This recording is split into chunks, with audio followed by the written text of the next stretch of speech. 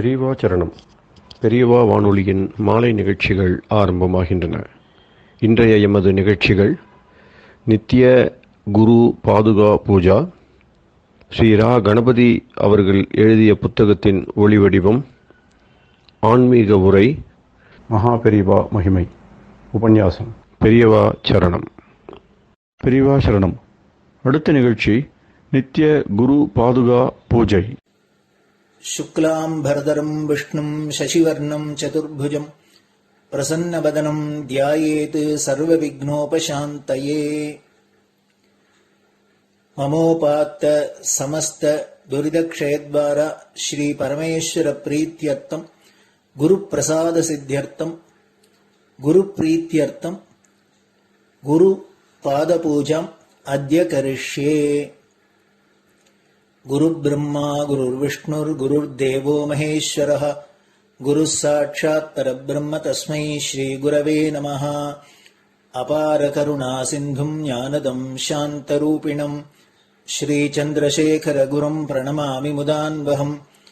सदाशिवसमारम्भाम् शङ्कराचार्यमध्यमाम् अस्मदाचार्यपर्यन्ताम् वन्दे गुरुपरम्पराम्. எல்லோரும் குருவை பெரிவாளை தியானம் பண்ணிண்டு அர்ச்சனை பண்ணுவோம். அஷ்டோத்திரம். பெரியவா அஷ்டோத்திரம் பல அஷ்டோத்திரங்கள் இருக்கு. அதுல எளிமையா சுலபமா எது இருக்கோ அதை நான் இப்ப சொல்றேன். எல்லோரும் இதை கேட்டுண்டே திருப்பி சொல்ல முடிஞ்சுவா சொல்லி சொல்லி பெரிவாளுக்கு பாதத்துல ஒவ்வொரு புஷ்பத்தை அர்ச்சனை பண்ணலாம். ओम श्री कांची कामकोटि पीठाधीश्वराय नमः। श्रीमत् चंद्रशेखरेन्द्र सरस्वती गुरुभ्यो नमः। संन्यासाश्रम शिखराय नमः। काषाय दंडधारिणे नमः। सर्वपीठापहारिणे नमः। स्वामिनाथ गुरवे नमः। करुणासागराय नमः। जगदाकर्षण शक्तिमते नमः। सर्वचराचर हृदयस्थाय नमः। ओम भक्त परिपालक श्रेष्ठाय नमः। धर्म परिपालकाय नमः। श्री जयेन्द्र सरस्वत्याचार्याय नमः। श्री विजयेन्द्र सरस्वती पूजिताय नमः। शिवशक्ति स्वरूपाय नमः। भक्ताभीष्ट प्रदायकाय नमः। ब्रह्मण्य पोषकाय नमः। ब्रह्म विष्णु शिवैक्य स्वरूपाय नमः। कांची क्षेत्रवासाय नमः। कैलाश शिखरवासाय नमः। स्वधर्म परिपोषकाय नमः। चातुर्वर्ण संरक्षकाय नमः। लोकरक्षण संकल्पाय नमः। ओम ब्रह्मनिष्ठापराय नमः। सर्वपापहराय नमः। धर्मरक्षक संतुष्टाय नमः। भक्तार्पितधन स्वीकर्त्रे नमः। सर्वोपनिषत् सारज्ञाय नमः। सर्वशास्त्रगम्याय नमः। सर्वलोक पितामहाय नमः। भक्ताभीष्ट प्रदायकाय नमः। ब्रह्मण्य पोषकाय नमः। नानाविध पुष्पार्चितपताय नमः। रुद्राक्ष क्रीडधारिणे नमः। भस्मोद्दोलित विग्रहाय नमः। सर्वज्ञाय नमः। सर्वचराचर व्यापकाय नमः। अनेक शिष्य परिपालकाय नमः। मनश्चाञ्चल्य निवर्तकाय नमः। अभयहस्ताय नमः। भयापहाय नमः। यज्ञपुरुषाय नमः।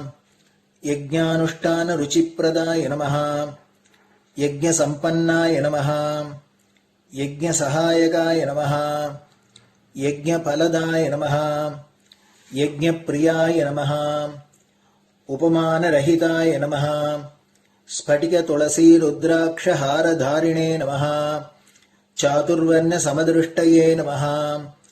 ऋग्यजुस्साम अथर्वणादि चतुर्वेद संरक्षकाय नमः।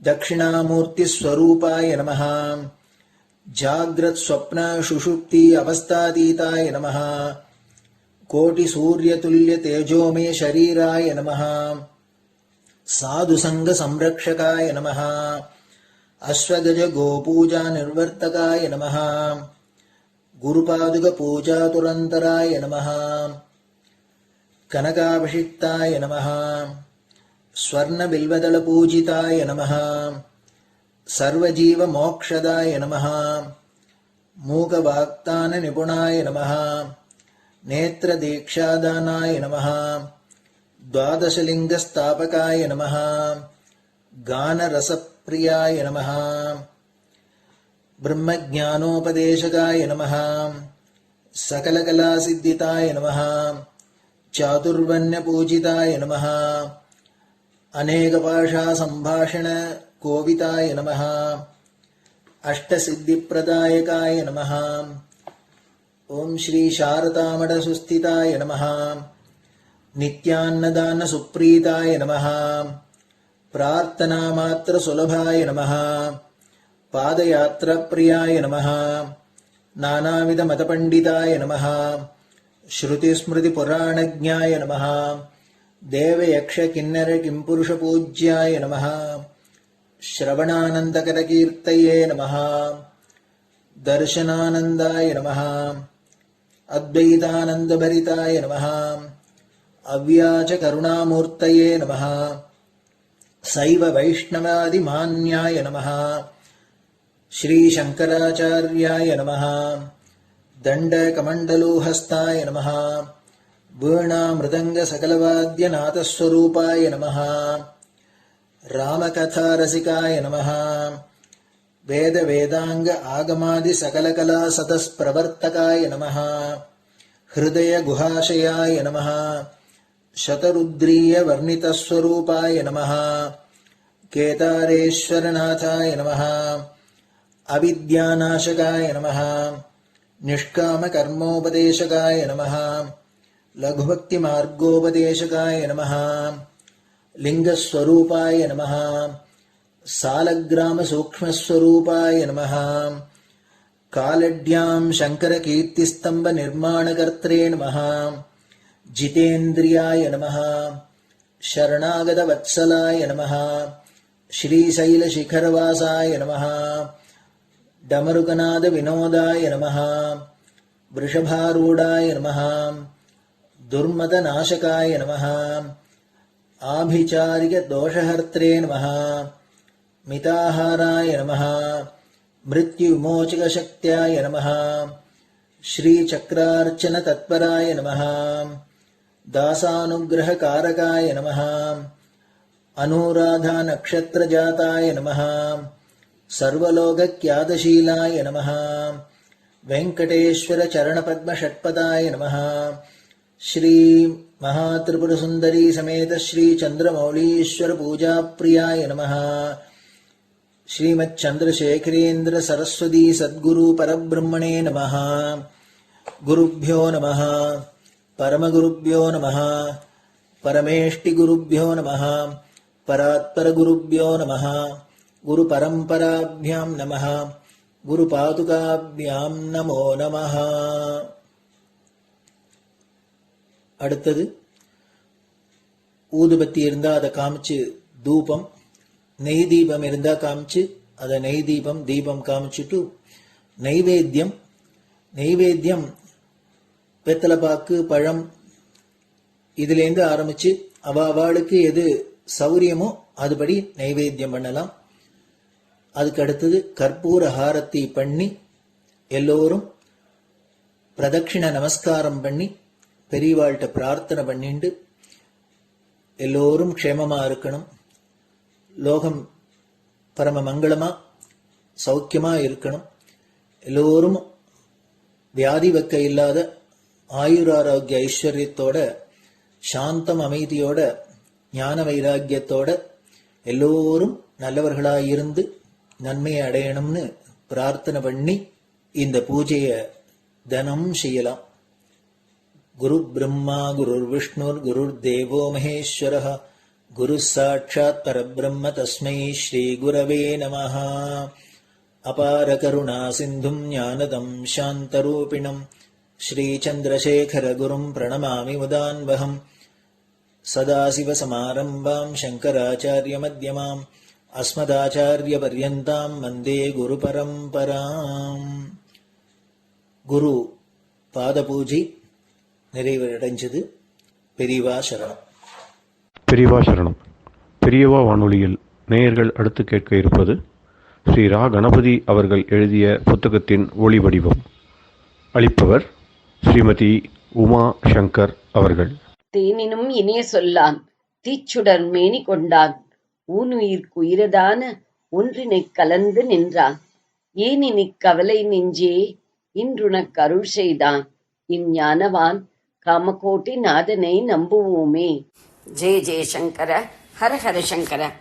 மகாபெரியவாளின் உபன்யாசங்களை ரா கணபதி அண்ணா தெய்வத்தின் குரல் என்ற பெயரில் 7 பாகங்களாக தொகுத்து அளித்ததின் 4ஆம் பாகத்தின் அடுத்த பகுதி.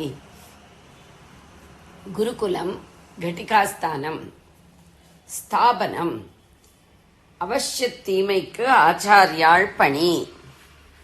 ஒரு இன்ஸ்டிடியூஷனுக்கு தலைவன் என்ற பெயரை வைத்துக்கொண்டு ஆச்சாரியன் என்ற பட்டத்தையும் சூட்டிக் கொண்டிருக்கிற நானே தான் சொல்கிறேன். இன்ஸ்டிடியூஷன் பலமில்லாமல் இண்டிவிஜுவலாக நிற்கிற போதுதான் ஒருத்தன் சுத்தனாக இருப்பதற்கும் ஆவதற்கும் அதிக அவசியமும் ஹேதுவும் உள்ளன.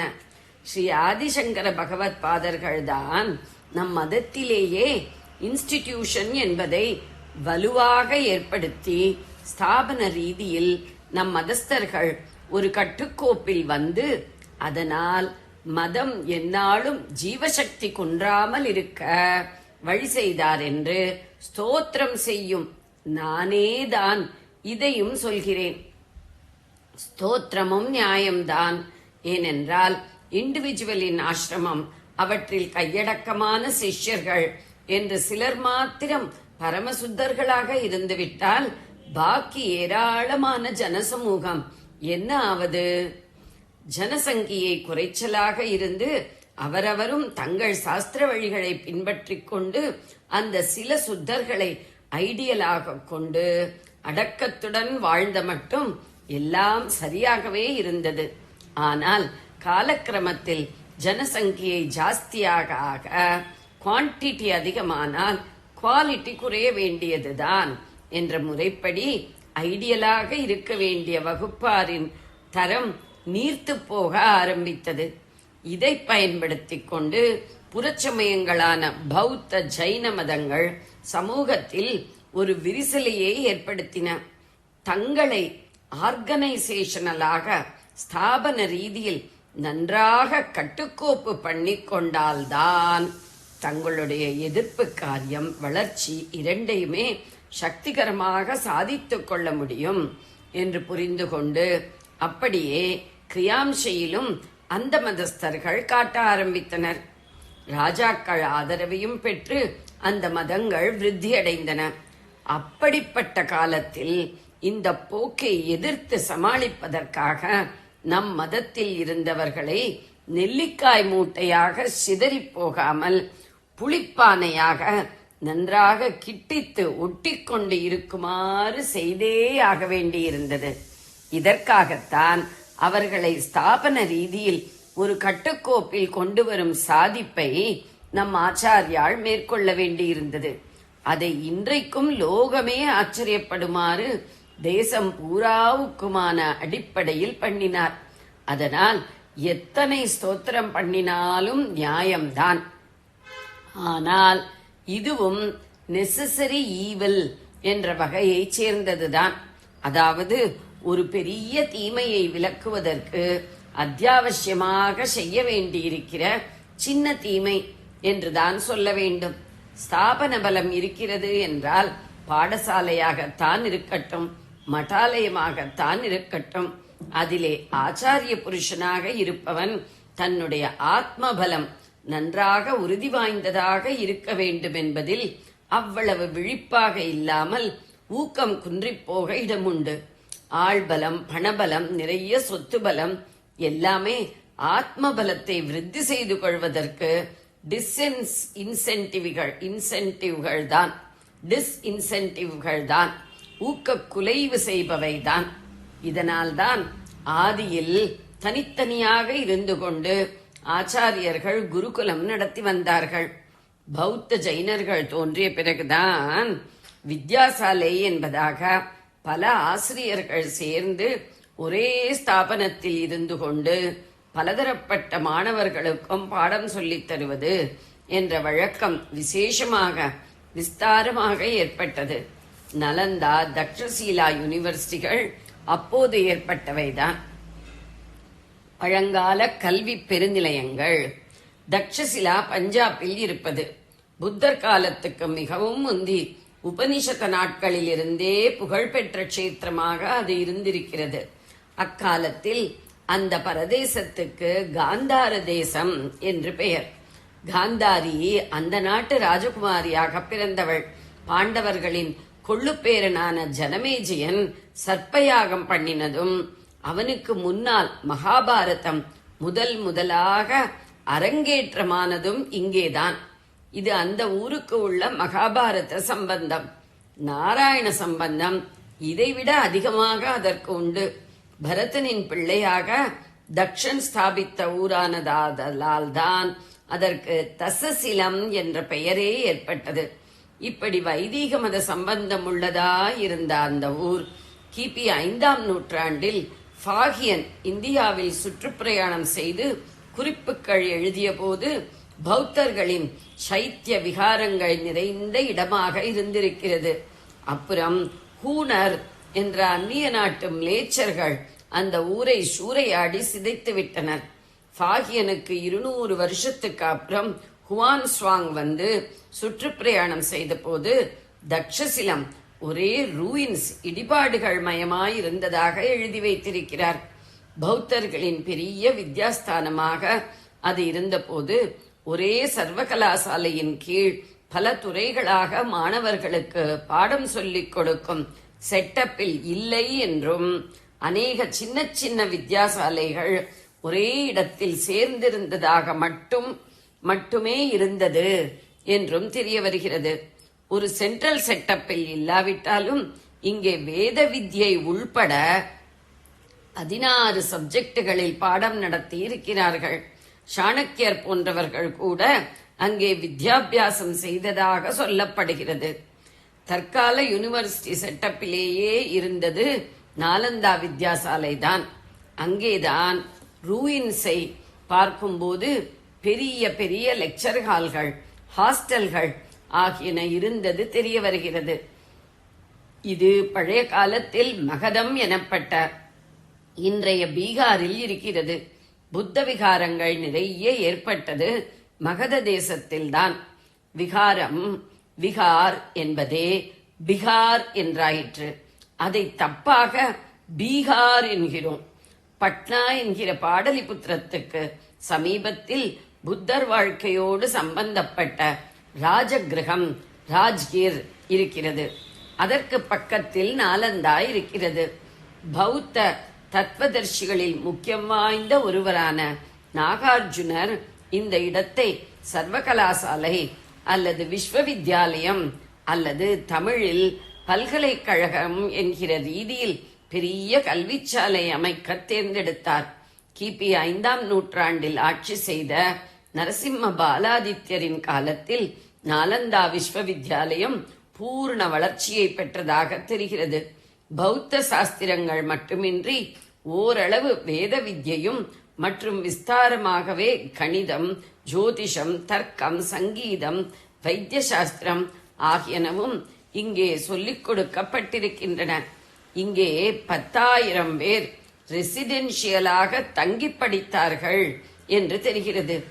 ஆசியாவில் உள்ள வெளிதேசங்களிலிருந்தும் ஐரோப்பாவிலிருந்தும் கூட நல்ல அறிவுள்ள மாணவர்கள் கல்வி கற்பதற்காக இங்கே வந்தார்கள் என்று தெரிந்து கொள்ள நமக்கு மிகவும் பெருமையாயிருக்கிறது. ஆனாலும் தக்ஷசிலத்தில் அக்கால இன்ஜினியரிங் முதலான டெக்னிக்கல் சப்ஜெக்டுகளை போதித்தது போல இங்கே செய்யவில்லை என்று சொல்கிறார்கள். எல்லோருக்கும் அட்மிஷன் இருந்தாலும் குறிப்பாக பிக்ஷுமார்களை உண்டாக்குவதே நாலந்தா கலாசாலையின் நோக்கமாயிருந்ததால் காரிய ரீதியில் மிகவும் லௌகிக சம்பந்தம் உண்டாக்குவதான டெக்னிக்கல் சப்ஜெக்டுகளை இங்கே பாடத்திட்டத்தில் சேர்க்கவில்லை என்று ஊகிக்கப்படுகிறது. ஆனால் ஜோதிஷம் ஒரு சப்ஜெக்டாக இருந்ததால் இங்கே வானமண்டலத்தை தீர்க்க திருஷ்டி கருவிகளால் ஆராய்வதற்காக ஒரு சிறந்த அப்சர்வேட்டரி இருந்திருக்கிறது. 9 மாடிகள் உள்ள ஒரு பெரிய லைப்ரரியும் இருந்திருக்கிறது.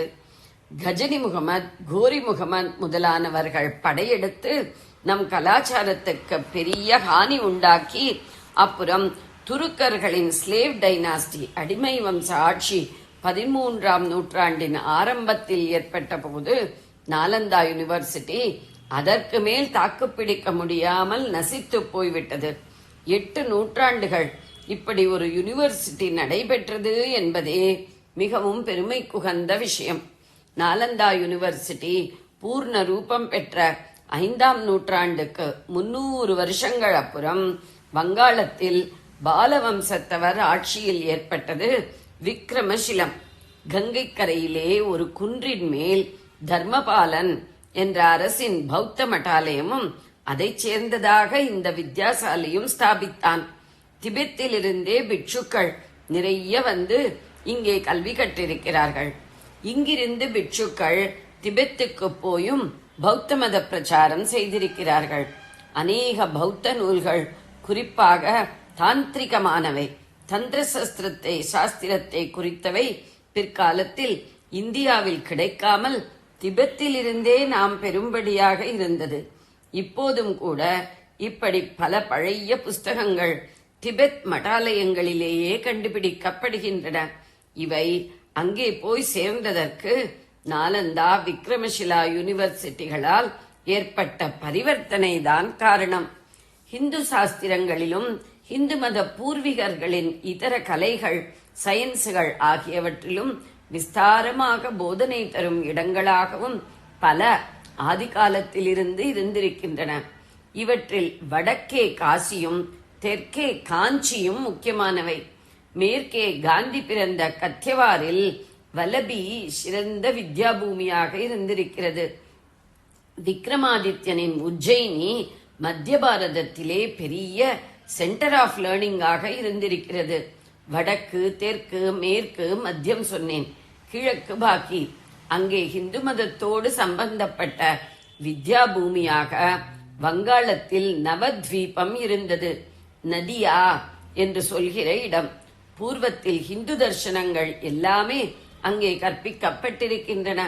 அப்புறம் 13ஆம் நூற்றாண்டு ஆரம்பத்தில் துருக்கர் செய்த உத்பாதத்தில் நாலந்தாவையும் விக்ரமசிலாவையும் போல நவத்வீபமும் நசித்ததென்றாலும் மறுபடியும் அது 15ஆம் நூற்றாண்டில் தலை தூக்கிற்று.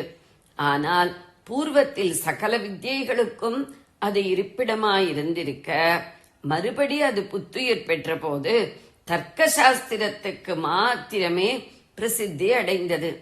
ஆனால் வைதிகத்தோடு சேர்த்து வித்யை சொல்லிக் கொடுத்த இந்த எல்லா இடங்களிலுமே யூனிவர்சிட்டி அமைப்பில் கல்வி அளிக்காமல் அநேக தனித்தனி குருகுலங்கள் ஒரு இடத்தில் சேர்ந்து கற்றுக் கொடுப்பதாகத்தான் இருந்தன.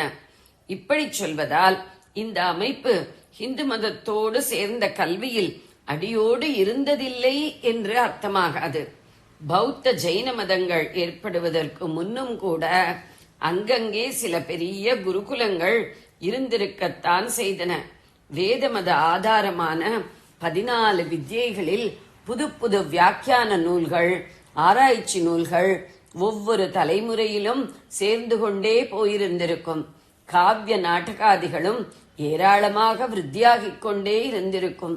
புது புது சாஸ்திரங்கள், சயின்ஸுகள், அலெக்சாண்டர் படையெடுப்பில் இருந்து அந்நிய தேசத்தர் தொடர்பால் புதுசாக தெரிய வந்த விஷயங்கள் எல்லாமும் ஜெனரேஷனுக்கு ஜெனரேஷன் அதிகமாகிக் கொண்டேதான் போயிருக்கும்.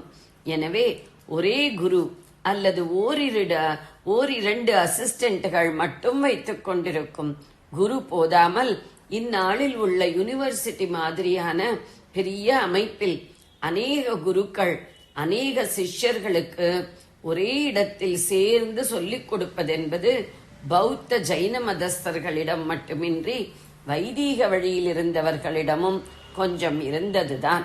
சப்ஜெக்டுகள் விரிவடைந்த போது எல்லாவற்றையும் ஒரே மாணவன் படிப்பதென்பதும் சாத்தியமில்லாததால் பேசிக்காக அடிப்படையாக சிலது மட்டும் எல்லா மாணவர்களுக்கும் எனவும் பாக்கியில் ஒவ்வொருத்தனுக்கு ஒவ்வொன்று இஷ்ட பாடம் ஆப்ஷனல் என்றும் பூர்வத்திலேயே கொஞ்சம் ஆகியிருக்க வேண்டும். இப்படித்தான் சிதம்பரத்தில் பதஞ்சலி மகர்ஷியிடம் பாடம் கேட்க 1000 பேர் வந்து பல தினச பாடங்களை கேட்டபோது அவர் ஆதிசேஷ அவதாரமாதலால் ஒரு திரையை போட்டுக்கொண்டு அதன் பின்னாடி சேஷஸ்வரூபத்தில் 1000 வாய்களை எடுத்துக்கொண்டு ஒரே சமயத்தில் ஒவ்வொரு மாணவனுக்கும் ஒவ்வொரு வாயால் பாடம் சொல்லிக் கொடுத்தார் என்று கதை இருக்கிறது. ஜெய ஜெயசங்கர, ஹரஹர சங்கர. பெரியவா சரணம். இந்நிகழ்ச்சியின் அடுத்த பகுதி நாளை மாலை இதே நேரத்தில் ஒளிபரப்பாகும். பெரியவா சரணம். பெரியவா சரணம். பெரியவா வானொலியில் நேயர்கள் அடுத்து கேட்க இருப்பது திரு கவிக்கண்ணன் அவர்களின் ஆன்மீக உரை. பெரியவா சரணம். ராம் ராம்.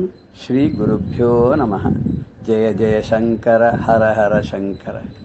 பெரியவா வானொலி நேயர்கள் அனைவருக்கும், மகா பெரியவாவுடைய பக்தர்கள் அனைவருக்கும் அடியேன் கவிக்கண்ணனின் அன்பு கலந்த நல்வாழ்த்துக்கள். ராம் ராம். ஜெய ஜெய சங்கர, ஹர ஹர சங்கர. ஸ்ரீ குருப்யோ நம. போன பகுதியில் நம்ம ஜாபாலி முனிவரை பற்றி நம்ம தெரிஞ்சுட்டோம். ஜாபாலி முனிவரானவர் எப்படி தன்னுடைய குருவிட்டேருந்து எல்லாத்தையும் கற்றுண்டார் அப்படிங்கிறத பற்றி பார்த்தோம். கற்றுண்டு அவர் ரொம்ப வினயத்தோடு சொன்னார், எல்லாம் உங்களுடைய அருளால் வந்தது தான் எனக்கு அப்படின்னு சொல்லிட்டு அவர் சொன்னார். குரு ரொம்ப சந்தோஷப்பட்டு அவர் பேர்லேயே ஒரு கோத்திரத்தையும் ஏற்பாடு பண்ணி அவருக்கு ஆசீர்வாதம் பண்ணி அனுப்பிச்சார்னு பார்த்தோம் இல்லையா. அப்பேற்பட்ட ஜாபாலி முனிவர் இருக்காரு, அவருக்கு உபகோசலன்னு ஒரு சிஷ்யன். அவர் சத்யகாம்பர் ஜாபாலி கிட்ட சிஷ்யனாக சேரார். சிஷ்யனாக சேர்ந்து பிரம்மச்சரியம்லாம் அனுஷ்டித்து அவருக்கு வேண்டிய சிசூஷைகள்லாம் பண்ணி அவர்கிட்ட பாடம் கற்றுண்டு அவர் யாகங்கள் வேள்விகள்லாம் பண்ணும்போது அவருக்கு வேண்டிய சாமகிரியைகள்லாம் கொண்டு வந்து கொடுத்து எத்தனை விதமான அவருக்கு உபகாரங்கள் பண்ண முடியுமோ அத்தனையும் செஞ்சு பணிவிடைகள்லாம் பண்ணியிருந்தான். கீதையில் கூட சொல்கிறாலே தத்வித்தி பணிபாதேன பரிப்பிரஷ்னேன சேவையான்னு. அப்படி பண்ணான்னு உபதேசந்தித்தே ஞானம் தத்துவ தர்ஷன. அவெல்லாம் என்ன பண்ணுறான்னாக்கா குருவை நம்ம அண்டி அவரை நமஸ்காரம் பண்ணி அவருக்கு பணிவிடை செஞ்சு அவர் எப்போ சாந்தமாக சந்தோஷமாக இருக்காரோ அப்போ அவர்கிட்ட ரொம்ப வினயத்தோட கேள்விகளை கேட்டு அவர்கிட்டேருந்து நம்ம என்ன தெரிஞ்சுக்கணுமோ அதெல்லாம் தெரிஞ்சுக்கணும் அப்படின்னு அதை அப்படியே நடந்து காமிச்சா. இதை தான் ஒருவேளை கிருஷ்ணன் மனசில் வச்சுன்னு சொன்னாரோ தெரியல. இந்த உபகோசலன் சத்யகாம்பர்கிட்ட இப்படி பணிவிடைகள்லாம் செஞ்சு அவர்கிட்ட எவ்வளவு ஒரு மரியாதையோட வினயத்தோடு இருக்க முடியுமோ இருந்து அத்தனை சேவைகளையும் பண்ணி அவர் எப்போ சந்தோஷமாக இருக்காரோ அந்த சமயத்தில் போய் அவர்கிட்ட கேள்விகள்லாம் கேட்டுலாம் கற்றுண்டான். அவர் என்ன பண்ணார், இவருக்கு ஒரு வேலை ஒன்று கொடுத்தார். என்ன வேலை கொடுத்தாருன்னா, அவர் 3 விதமான அக்னிகளை அவர் காப்பாற்றின்னு வர்றார். அந்த 3 விதமான அக்னிகளையும் போஷித்து காப்பாற்றி பத்திரமா பார்த்துக்கிற வேலையை இந்த உபகோசலன்ட்ட கொடுத்துட்டு அவர் தேசாந்தரம் போயிட்டு வர்றார். நான் போயிட்டு திரும்பி வர வரைக்கும் இந்த அக்னிகளை பத்திரமா நீ பார்த்துக்கணும்னு சொல்லிட்டு இப்போ என்ன பண்ணான் உபகோசலன், அந்த அக்னிகளை பத்திரமாக அணையாத அப்படியே பத்திரமா பார்த்துட்டு வந்தான். அவனுக்கு இதையே பார்த்துட்டு இப்படியே கவனிச்சுருந்தோன்னா சாப்பிட்றதுக்கு கூட நேரம் இல்லை, சாப்பாடெல்லாம் குறைஞ்சி போயிடுத்து, சாப்பிட முடியலை. அந்த சாப்பிடாதனால அவனுக்கு வியாதி வந்துடுச்சு, மனோவியாதி வேற வந்துடுச்சு. அதனால தான் என்ன ஆகுமோ ஏதாகுமோ தனக்கு எப்படி எது தெரியலையே, குருநாதர் வர வரைக்கும் இந்த அக்னியெல்லாம் பத்திரமா காப்பாற்றி வச்சிருக்கணுமே அப்படின்ற ஒரு அவனுக்கு கவலை வேற வந்துடுச்சு. அதனால எதுவுமே சாப்பிடாத பார்த்துட்டு இருந்தான். குருநாதருடைய குரு பத்னி இருக்காளே, அவ சொல்றா, அப்பா குழந்தை உன்னை அக்னியெல்லாம் பார்த்துக்கணும்னு சொன்ன தவிர சாப்பிடப்படாதுன்னு அம்மா சொல்லிட்டு போயிருக்கார். நான் சொல்றேன் கேளு, உடம்பு வீணா போயிடும்ப்பா, சாப்பிடு, பழங்கள்லாம் சாப்பிடலாம், தப்பு இல்லை. அவன் ஒன்றும் கேட்கல. நான் இந்த 3 அக்னிகளையும் நான் அழகா பிரம்மச்சாரியா இருந்து செவ்வனே போற்றி நான் பாதுகாத்து வந்துட்டு இருக்கேன். குரு வந்தோடனே அவர்கிட்ட ஒப்படைச்சுட்டு தான் மறுவேலை, மிச்சம் அது வரைக்கும் ஒன்றும் சாப்பிட மாட்டேன்னு. ஆனால் அந்த 3 அக்னிகளும் இந்த உபகோசரனுக்கு முக்கியமான அம்சங்களான பிரம்ம தத்துவங்களை எல்லாத்தையும் அழகாக உபதேசம் பண்ணிடுச்சு. அப்படி எல்லாத்தையும் உபதேசம் பண்ணோன்னு அக்னியே உபதேசம் பண்ணால் கேட்கணுமா? இவனும் ஜாஜ்வல்யமாக ஆயிட்டான், பரம தேஜஸ்வி ஆயிட்டான். ஒரு நாளைக்கு வந்தார் குருநாதர். பார்த்தா சிஷ்யன் அப்படியே ஜொலிக்கிறான் கிடந்து. அடாடாடாடாடா, எப்படிடா உனக்கு இவ்வளவு ஆச்சு? உனக்கு யாரா இத்தனையும் சொல்லி கொடுத்தா? இவ்வளோ பிரமாதமாக உனக்கு தேஜஸ்வியா நீ இருக்கியே, ஒன்றும் ஆகாரம் கூட சாப்பிடாத நீ இருந்திருக்க. அப்படி இருந்து கூட உனக்கு எப்படி இவ்வளோ ஒரு ஒரு உன்னுடைய முகத்தை பார்த்தாலும் பிரம்ம ஞானியுடைய ஒரு பிரகாசம் தெரியுறதே அப்படின்னு. இன்னும் சொன்னா, ஐயனே எனக்கு யார் உபதேசிப்பார்கள்? ஒருத்தரும் உபதேசிக்கல. நான் இந்த அக்னிகளை நான் பத்திரமா பார்த்துட்டேன். இந்த 3 அக்னிகளும் ஒருவேளை எனக்கு ஒரு அனுகிரகம் பண்ணியிருக்கலாமா இருக்கலாம் அப்படின்னா. என்ன உனக்கு அனுகிரகம் பண்ணியிருக்கும் அப்படின்னா, எனக்கு தெரியல. ஆனால் அந்த அக்னிகள் எனக்கு காதில் ஏதோ சொல்கிற மாதிரி இருந்தது. என்ன அப்படின்னு கேட்டாக்க, அது இந்த உலகத்தை பற்றி தான் சொல்லிருக்கு. ஏன்னா உலகத்தில் எதுவுமே நிலை இல்லை. எப்படி தாமரை இலையில தண்ணீர் ஒட்டாதோ அந்த மாதிரி நம்ம எந்த காரியமும் நமக்கு ஒட்டாத, நம்ம அதில் பற்று இல்லாத நம்ம செய்யணுன்ற மாதிரி உபதேசம் பண்ணி இந்த ஞானத்தை கொடுத்ததாக எனக்கு தெரியறது. கண்ணுக்குள்ள எப்படி ஒளியாக இருக்கிறதோ அதுதான் ஆத்மா. அது மரணம் இல்லாதது, அது பயம் இல்லாதது, அதுவே பிரம்மம். எப்படி கண்ணில் நெய்யை விட்டால் கூட அது ஒட்டாத வழிஞ்சுடுறதோ அது மாதிரி இந்த ஆத்மாவை எதுவுமே பற்றாத இருக்குன்ற மாதிரி எனக்கு சொல்லி கொடுத்தது எனக்கு புரிஞ்ச மாதிரி இருந்தது.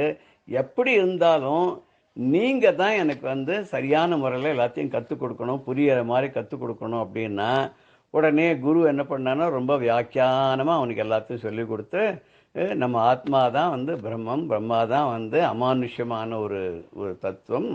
இது இந்த இந்த இந்த உடம்பு சரீரங்கிறது நித்தியம் கிடையாது. இந்த சரீரம் முடிகிற போது இந்த சரீரத்துக்காக குறிப்பிட்ட ஒரு டைம் முடிஞ்சுடுத்தோன்னே அபிராமி பட்டர் சொல்கிறார் இல்லையோ, குரம்பை எடுத்து குறிபுக்க ஆவி வெங்கூற்றுக்கிட்ட வரம்பை எடுத்து மருகும் அப்போதுங்கிறார். இந்த உடம்புக்குள்ளே இந்த ஆத்மா இவ்வளோ நாள் இருக்கணும்னு அந்த தமதர் மகாராஜா போட்டு வச்சுருக்கான் நான் கணக்கு, பிரம்மாவோட சேர்ந்து. அந்த நேரம் முடிஞ்ச உடனே ஆத்மா அந்த உடலை விட்டு வெளியில் கிளம்பி போயிடுங்கிறார். அப்படி கிளம்பி போகும்போது இவர் எப்படி போகிறது அப்படின்னு சொல்கிறாருன்னா, நல்ல ஞானிகளாக இருந்து பரதத்துவத்தை உணர்ந்தவாளாக இருந்து நிறைய நல்ல காரியங்கள்லாம் பண்ணவாளாக இருந்து அப்பழுக்கற்றவாளாக இருந்தாக்க அவள் எப்படி பண்ணுவா அப்படின்னு கேட்டால், அந்த பிரம்ம ஞானிகள்லாம் இந்த உடம்பை விட்டால் கூட அவர்கள் அந்த பாடிக்கு பிரேத்த கிரியைகள் செஞ்சாலும் செய்யாட்டாலும் அது அவளுக்கு சரியான கர்மாக்கள் அந்திம கிரியைகள் யாரா பண்ணுறா பண்ணலைங்கிறத பற்றி கவலை கிடையாது. அவளே தேகத்தை விட்டுட்டு போயிட்டா, தேகம் அப்படியே பஞ்சபூதத்தோட கலந்து போயிடுது அப்படின்னு சொன்னால் கூட அவெல்லாம் ஒளி நிறைந்த அர்ச்சராதிய மார்க்கத்தை அடைந்து அவெல்லாம் ஒரு அமானுஷ்யமான ஒரு நிலையில் மேலே போய் பிரம்மத்துக்கூட போய் சேர்ந்து விடுறா. அவளுக்கு தேவ மார்க்கம், பிரம்ம மார்க்கம் அதெல்லாம் கிடைக்கிறது. அப்படி அந்த இதில் இந்த மனு உடைய சிருஷ்டியான இந்த மீண்டும் மனுஷங்கிறதுல மாட்டாத அவள் ரொம்ப அழகாக எல்லாத்துலேருந்து தப்பிச்சுண்டு போயிடுவா, மேலே போயிடுவான்றதை சொல்கிறார். இதை சத்யகாமர் ஜாபாலி இருக்காரு, தன்னோட சிஷ்யனுக்கு ரொம்ப விரிவாக எல்லாத்தையும் சொல்லி கொடுத்து எல்லாம் பண்ணுறார். அந்த சிஷ்யனும் பிற்காலத்தில் நிறைய சிஷ்யர்கள் அப்படி தானே சிஷ்ய பரம்பரைகள்லாம் வந்திருக்கு அப்படின்னு சொல்கிறேன். இதில் உபநிஷத்தில் நிறைய கதைகள்லாம் எப்படி சிஷ்யர்கள்லாம் குரு கிட்ட அவ்வளோ பக்தி ஸ்ரத்தையோடு நடந்துட்டுருக்கா, குருமார்களும் எப்படி சிஷ்யாவை தன்னுடைய குழந்தைகள் போலவே பார்த்துட்டு இருக்காங்கிறதெல்லாம் நமக்கு தெரியுது. அந்த உபநிஷத்தில் கூட சில கதைகளில் பார்த்தா குருவை தேடிண்டு போன சிஷ்யாலாம் இருக்கா, சிஷ்யாவை தேடின்னு வந்த குருமார்கள்லாம் கூட இருக்கா. இதெல்லாம் நிறைய இது இருக்குது. நான் ஒரு 2-3 விஷயங்கள் இப்போ உங்களோட நான் கலந்துக்கிறேன். அதில் ஒரு தியான ஸ்ருதின்னு ஒரு ராஜா, அந்த ராஜாவோட கொள்ளு பேரன். அவனும் பெரிய தர்மிஷ்டன், ஞானவான், நல்லா படித்தவன், அவன் பற்றில்லாதவன், பெரிய வேதாந்தி. ஒரு நாள் அரண்மனை மேலே உட்காந்து அப்படியே ஆராய்ச்சி பண்ணிட்டு இருக்கான். அப்படி பண்ணிட்டு இருக்கும்போது பிரம்ம தத்துவத்தை விசாரம் பண்ணிட்டு இருக்கும்போது நமக்கு ஒரு நல்ல குரு கிடைச்சா நல்லா இருக்குமே நினைச்சுக்கும் போது மேலே 2 முனிவர்கள் பறவையாக பறந்து போயின்னு இருக்கலாம். அப்போ சத்தம் போட்டு பேசின்னு போறதான் 2 பேரும். அப்போ ஒரு பறவை சொல்றது, கீழே தியான ஸ்துதியோட கொண்டு பேரன் இருக்கான், பரமஞானி பரம வேதாந்தி, அவன் குருவை தேடின்னு இருக்கான், சத்தம் போடாத வா, அவனுடைய நிஷ்டையை கலைக்கப்படாது வா அப்படின்னு சொல்ற போது இன்னொரு பறவை சொல்றதான், என்ன நீ இவர் பெரிய ஞானிங்கிற வேதாந்திங்கிற அப்படிங்கிற இந்த ரைக்வர் இருக்காரே மகா ஞானி, அவரை விட சிறந்தவளா யாரா இருக்க முடியுமா அப்படின்றது. அது இந்த ராஜாக்கு ஆதரவு விழுந்துடுது. யார் அது ரைக்வர்? அதுவும் நம்ம ஊர்ல நமக்கு தெரியாத ஒரு ஞானி யார் இருக்கா? அடடா, அவரை கண்டுபிடிச்ச நம்ம அவர்கிட்ட பாடம் கற்றுக்கணும், அவர்கிட்ட உபதேசம் வாங்கிக்கணும் அப்படின்னு சொல்லிட்டு ஆளுகள்லாம் அனுப்பிச்சு யார் ரைக்வர்னு பார்த்துன்னு எல்லாரும் லோலோன்னு சுற்றிட்டு வந்தால் ஒருத்தருக்குமே யார் ரைக்வர்னு தெரியல, கண்டுபிடிக்க முடியல, வந்துட்டா. அடுத்த நாள் இவனே போகிறான், யார் ரைக்வராக இருக்க முடியும் அப்படின்னு பார்த்துன்னு அங்கங்கே போய் பார்த்தா எல்லாரையும் கேட்டால் இங்கே யாரும் அப்படிலாம் யாரும் கிடையாது. ஆனால் ஒருத்தர் இருக்கார், ஒரு பிரம்மஜானி மாதிரி பிஹேவ் பண்ணுவார். அவரை பார்த்தா சாதாரண கூலிக்கார மாதிரி இருப்பார், ஒரு கட்ட வண்டி கீழே உட்காந்துட்டு இருப்பார். உடனே அவரை போய் பார்த்தோன்னா கேளுன்னு இவன் நேராக ராஜா மறுநாளைக்கு அங்கே போயிட்டா ஒரு மாட்டு வண்டி வரும், கட்ட வண்டி மாத்திரம் தனியாக இருக்குது, அதன் கீழே அவர் உட்காந்துட்டு இருக்கார். குத்துட்டு அவரை பார்த்தா அவர் ஒரு ஞானியெல்லாம் சொல்ல முடியாது, கூலிக்கார மாதிரி இருக்குது. அவர்கிட்ட போய் இவன் நீங்கள் எனக்கு உபதேசம் பண்ணுங்க. அவர் பார்த்து அந்த உபதேசம் பண்ணுறதுங்கிறது என்ன, அது சூப்பர் மார்க்கெட்டில் கிடைக்கிற பொருள் மாதிரியா? போயிட்டு வாப்போ, இங்கே அதெல்லாம் எதுவும் ஒன்றும் கிடையாது, எனக்கு அதெல்லாம் ஒன்றும் தெரியாது, போ போ போ போ அப்படின்னு விரட்டி விட்டுறார். இவன் திரும்பி வர்றான். மறுநாளைக்கு பார்த்தான், ஓஹோ நம்ம போய் கேட்ட முறை சரியா இல்லை போட்டிருக்குன்னு சொல்லி மறுநாளைக்கு நிறைய வேஷ்டி அது இது எல்லாம் எடுத்து, தங்க நாணயங்கள், பழங்கள், இது சாப்பாடு எல்லாத்தையும் எடுத்துன்னு போய் பிரமாதமாக போய் இவர் மேலத்தாளத்தோடு போய், குருநாதா எனக்கு நீங்கள் உபதேசம் பண்ணணும். அன்றைக்கே விரட்டி விட்டார். பார்த்தா சரி இதெல்லாம் அவருக்கு போரல போல் இருக்கு, இன்னும் கொஞ்சம் நிறைய வேணும்னு கேட்குறாரு போல் இருக்கு. நான் மறுநாளைக்கு என்ன பண்ணேன்னா, போனால் உங்களுக்கு நிறைய ஒரு இதையே எழுதி கொடுக்குறேன், ஒரு ஊரையே எழுதி கொடுக்குறேன், இவ்வளோ பசுமாடுகள் தரேன், இதுக்கு ஆசிரமம் கட்டித்தரேன், உங்களுக்கு நிறைய சிஷாலெல்லாம் அனுப்புகிறேன், எனக்கு உபதேசம் பண்ணுங்கன்னு. அப்பவும் விரட்டி விட்டார். அதுக்கு அடுத்த நாள் போனான், குருவே என்னோடய ராஜ்யத்தையும் உங்ககிட்ட கொடுத்துட்றேன், எனக்கு ஒரே பொண்ணு, அவளையும் உனக்கு கல்யாணம் பண்ணி கொடுத்துட்றேன், எல்லாத்தையும் உங்கள் பாதத்தை நான் சமர்ப்பிச்சிட்டேன், எனக்கு எதுவுமே வேண்டாம், நான் எதுவுமே வேண்டாங்கிற பற்றற்ற நிலையில் நான் உங்கள் பாதத்துக்கிட்ட வந்திருக்கேன், எனக்கு மோட்சத்துக்கு வழியை மாத்திரம் நீங்கள் சொல்லுங்க, உபதேசம் பண்ணுங்கன்னு காலில் விழுந்து காலை கெட்டியமாக பிடிச்சுட்டோன்னு அவருக்கு இறக்கம் வந்துடுது. இந்த நிலை உனக்கு வரணுன்றதுக்கு தான் இத்தனை நாளாக விரட்டினேன், இப்போவா உனக்கு சொல்லித்தரேன்னு சொல்லி பிரம்ம தத்துவத்தையும் பிரம்ம ஞானத்தையும் அவனுக்கு உபதேசம் பண்ணுறார் ரைக்வர். எப்போ உடனேலாம் பண்ணிடலை, இவன் 10 தடவை படையெடுத்து போய் அவர் காலில் விழுந்து கையில் விழுந்து, முதல் தடவைலாம் அவனுக்கு ஆணவம், தன்கிட்ட இதெல்லாம் இருக்குது, இதெல்லாம் கொடுத்து அவரை விலைக்கு வாங்கிடலாம்னு நினைக்கிறான். ஒன்று வச்சுங்க, உண்மையான குருவை யாரும் எதாலையும் விலைக்கு வாங்கவே முடியாது. நம்முடைய பணிவாலையும் நம்முடைய சேவைகளாலையும் நம்முடைய ஒரு ஸ்ரத்தையாலையும் தான் அவளை நம்ம ஆசிரியிச்சு அவகிட்டேருந்து கற்றுக்க முடியுமே தவிர, நம்ம போய் அதிகாரத்தினாலேயோ ஆணவத்தினாலேயோ நம்ம கிட்ட இருக்க பொருள்கள்னாலேயோ அவளை விலைக்கு வாங்கிடலாம்னு நினச்சா அந்த காலத்து குருமார்கள்லாம் அப்படிலாம் கிடையவே கிடையாது. ஒரு குருவையும் அப்படி நம்ம அவ்வளோ சுலபத்தில் அடைஞ்சிடுவோ அவகிட்ட உபதேசத்தை பெறவோ முடியாதுங்கிறது இந்த உபனிஷத் கதைகள்ல நமக்கு தெரியுது.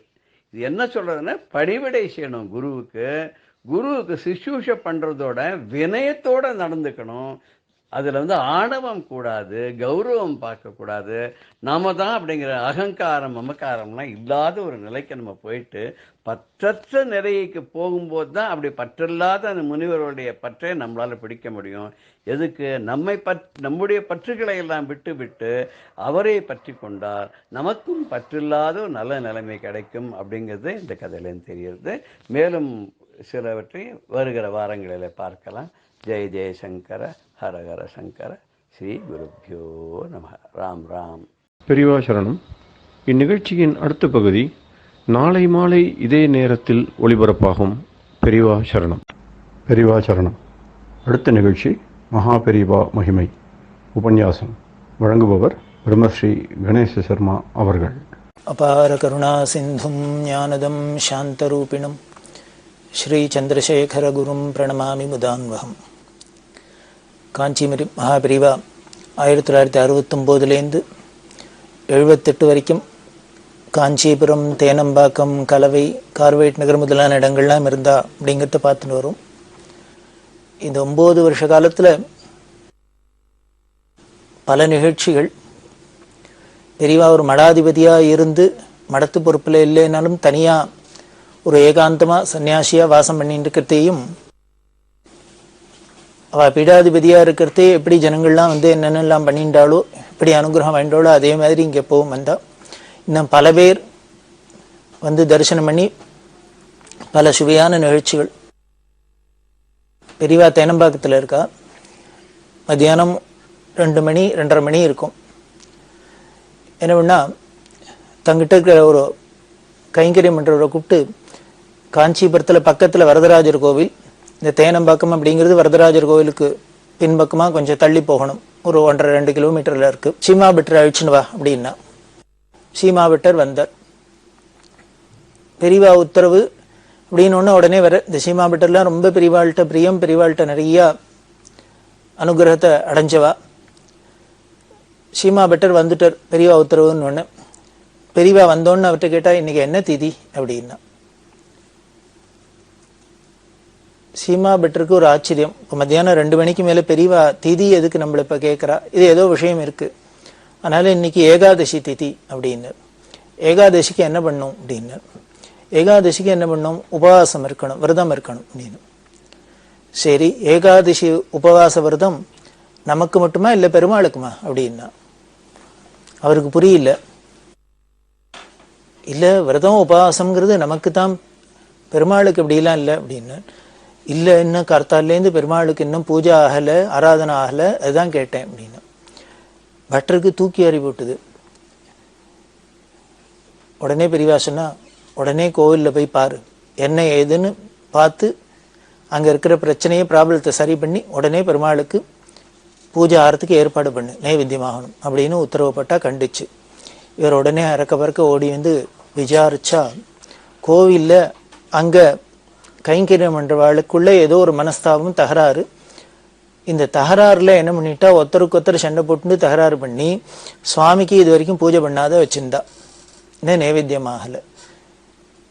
இது பெருமாள் கோயிலுக்கு பக்கத்தில் இருக்கிற சீமா பெட்டருக்கு தெரியல, எங்கேயோ 2 கிலோமீட்டர் தள்ளி இருக்கிற பெரியவாளுக்கு இது மத்தியானம் 2 மணி 2:30 மணிக்கு உணர்ந்திருக்கு.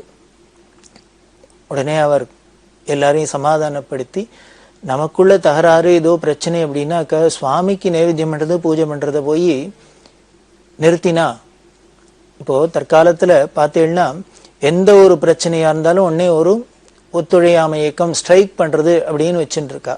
இந்த ஸ்ட்ரைக் பண்றதுங்கிறது எந்த அளவுக்கு போறது அப்படின்னா, கோர்ட்ல இருக்க வக்கீல்லேருந்து, ஜட்ஜிலேருந்து, டாக்டர்ஸ்லேருந்து, இன்னும் எல்லாரும் சமுதாயத்தில் இருக்கிற அத்தனை பேரும் தங்களோட வெறுப்பை காமிக்கிறதுக்கு, எதிர்ப்பை காமிக்கிறதுக்கு ஸ்ட்ரைக்கு அப்படிங்கிறது ஒன்று பெரிய சகஜமா போயிடுத்து. இது ஜனங்கள்லாமும் எல்லாம் ரொம்ப ஒரு நியாயம் மாதிரி ரொம்ப சுலபமா ஏத்துக்கிறாப்புல இருக்கு.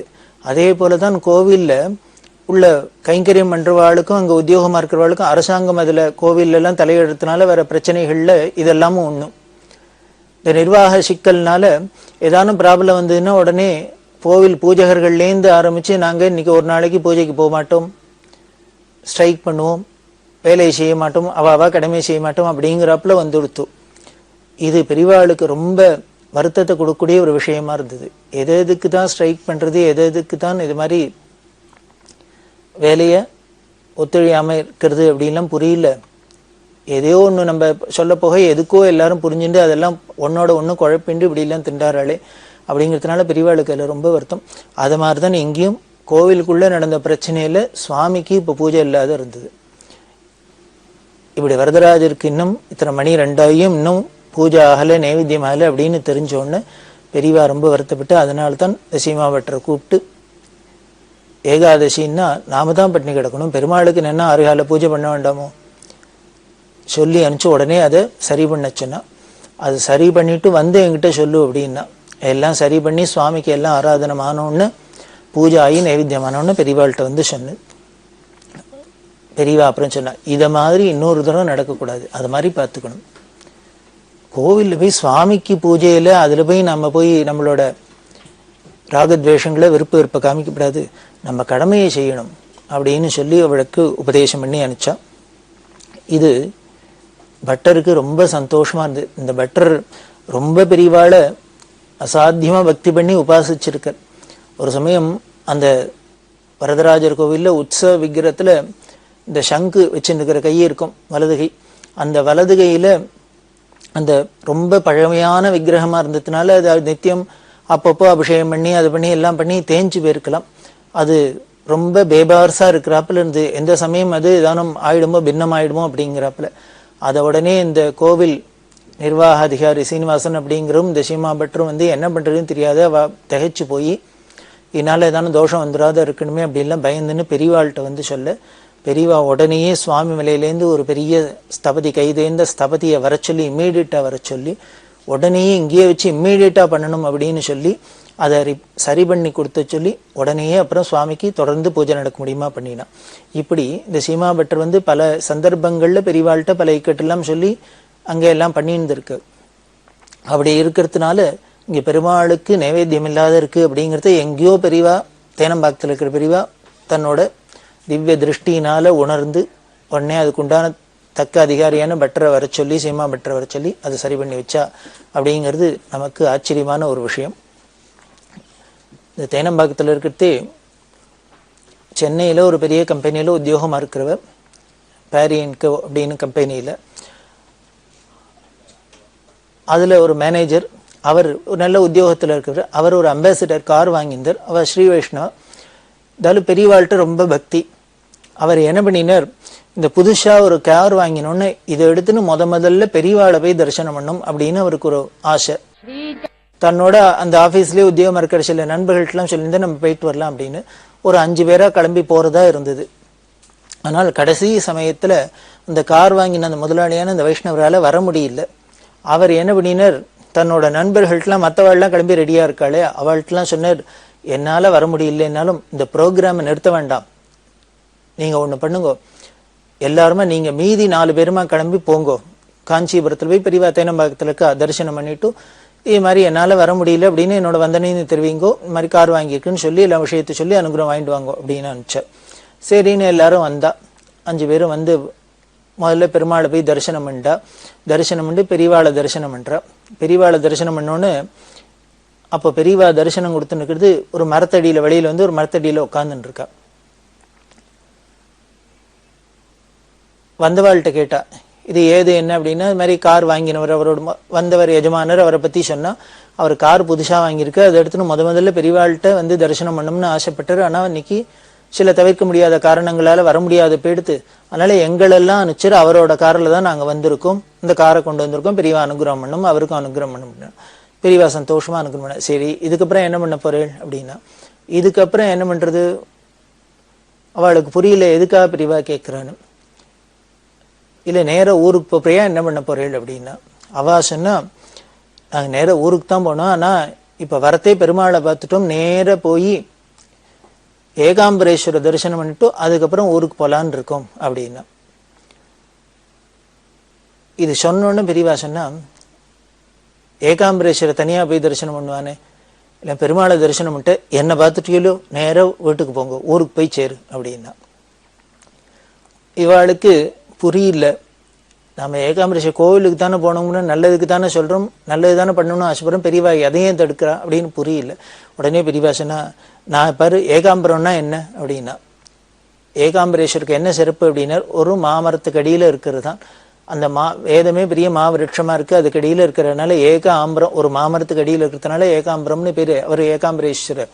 அதனால அங்க பரமேஸ்வரன் மாமரத்துக்கு அடியில இருக்கிற ஒரு மாமரத்து அடியில உட்காந்துருக்க நல்லா ஏகாம்பரம். இங்க நான் எங்க உட்காந்துருக்கேன் பாரு, நானும் அப்படிதான் இருக்கேன் அப்படின்னா. பார்த்தா பெரியவா உட்காந்துருக்கிறது ஒரு மாமரத்துக்கு அடியில. அதனால நானும் மாமரத்துக்கு அடியில தான் இருக்கேன், என்னை பார்த்துட்ட, அதனால ஏகாம்பரம் தான், என்னை பார்த்தாலே நேர நீ ஊருக்கு போங்க அப்படின்னு சொல்லி அவளை உத்தரவு கொடுத்து அனுப்பிச்சுட்டா. ஆனா அவ வெளியில வந்தாலும் ஒரு மனசுல ஒரு சங்கல்பம் வந்துட்டா போய் பார்க்கணும் கோவிலுக்கு அப்படின்னு, அது போகாத இருக்கிறதுக்கு மனசு வரல. நான் பெரியவா ஏதோ சொல்றா அப்படிங்கிறதுனால என்ன பண்ணா, அதை பெருசா எடுத்துக்காத இவா பாட்டுக்கு நேர ஏகாம்பரேஸ்வர கோவிலுக்கு கிளம்பி போறா. போற வழியில என்ன ஆயிடுத்துன்னா, வண்டி பிரேக் டவுன் ஆயிடுது. பிரேக் டவுன் ஆச்சுன்னா எப்படி ஆச்சுன்னா, அந்த ஆக்சல்ஸ் அப்படி மேலே அது முறிஞ்சு போற அளவுக்கு முறிஞ்சு போயிடுத்து. அவளுக்கு ஒரே ஆச்சரியம். புது அம்பாசிடர் வண்டி, அதுவும் வண்டியிலேயே இந்த அம்பாசிடர் வண்டிங்கிறது கொஞ்சம் ஸ்ட்ராங்காகவே இருக்கிற வண்டி, அதோடது அதுவும் புது வண்டி, அதோட ஆக்சில்ஸ் உடஞ்சி போயிடுத்து அப்படின்னா என்னன்னு சொல்றது? அவளுக்கு வழி புரியல, ராத்திரியோ ஆயிடுத்து, அவளுக்கு என்ன பண்ணுன்னு தெரியல, முழிச்சுன்னு இருக்கா.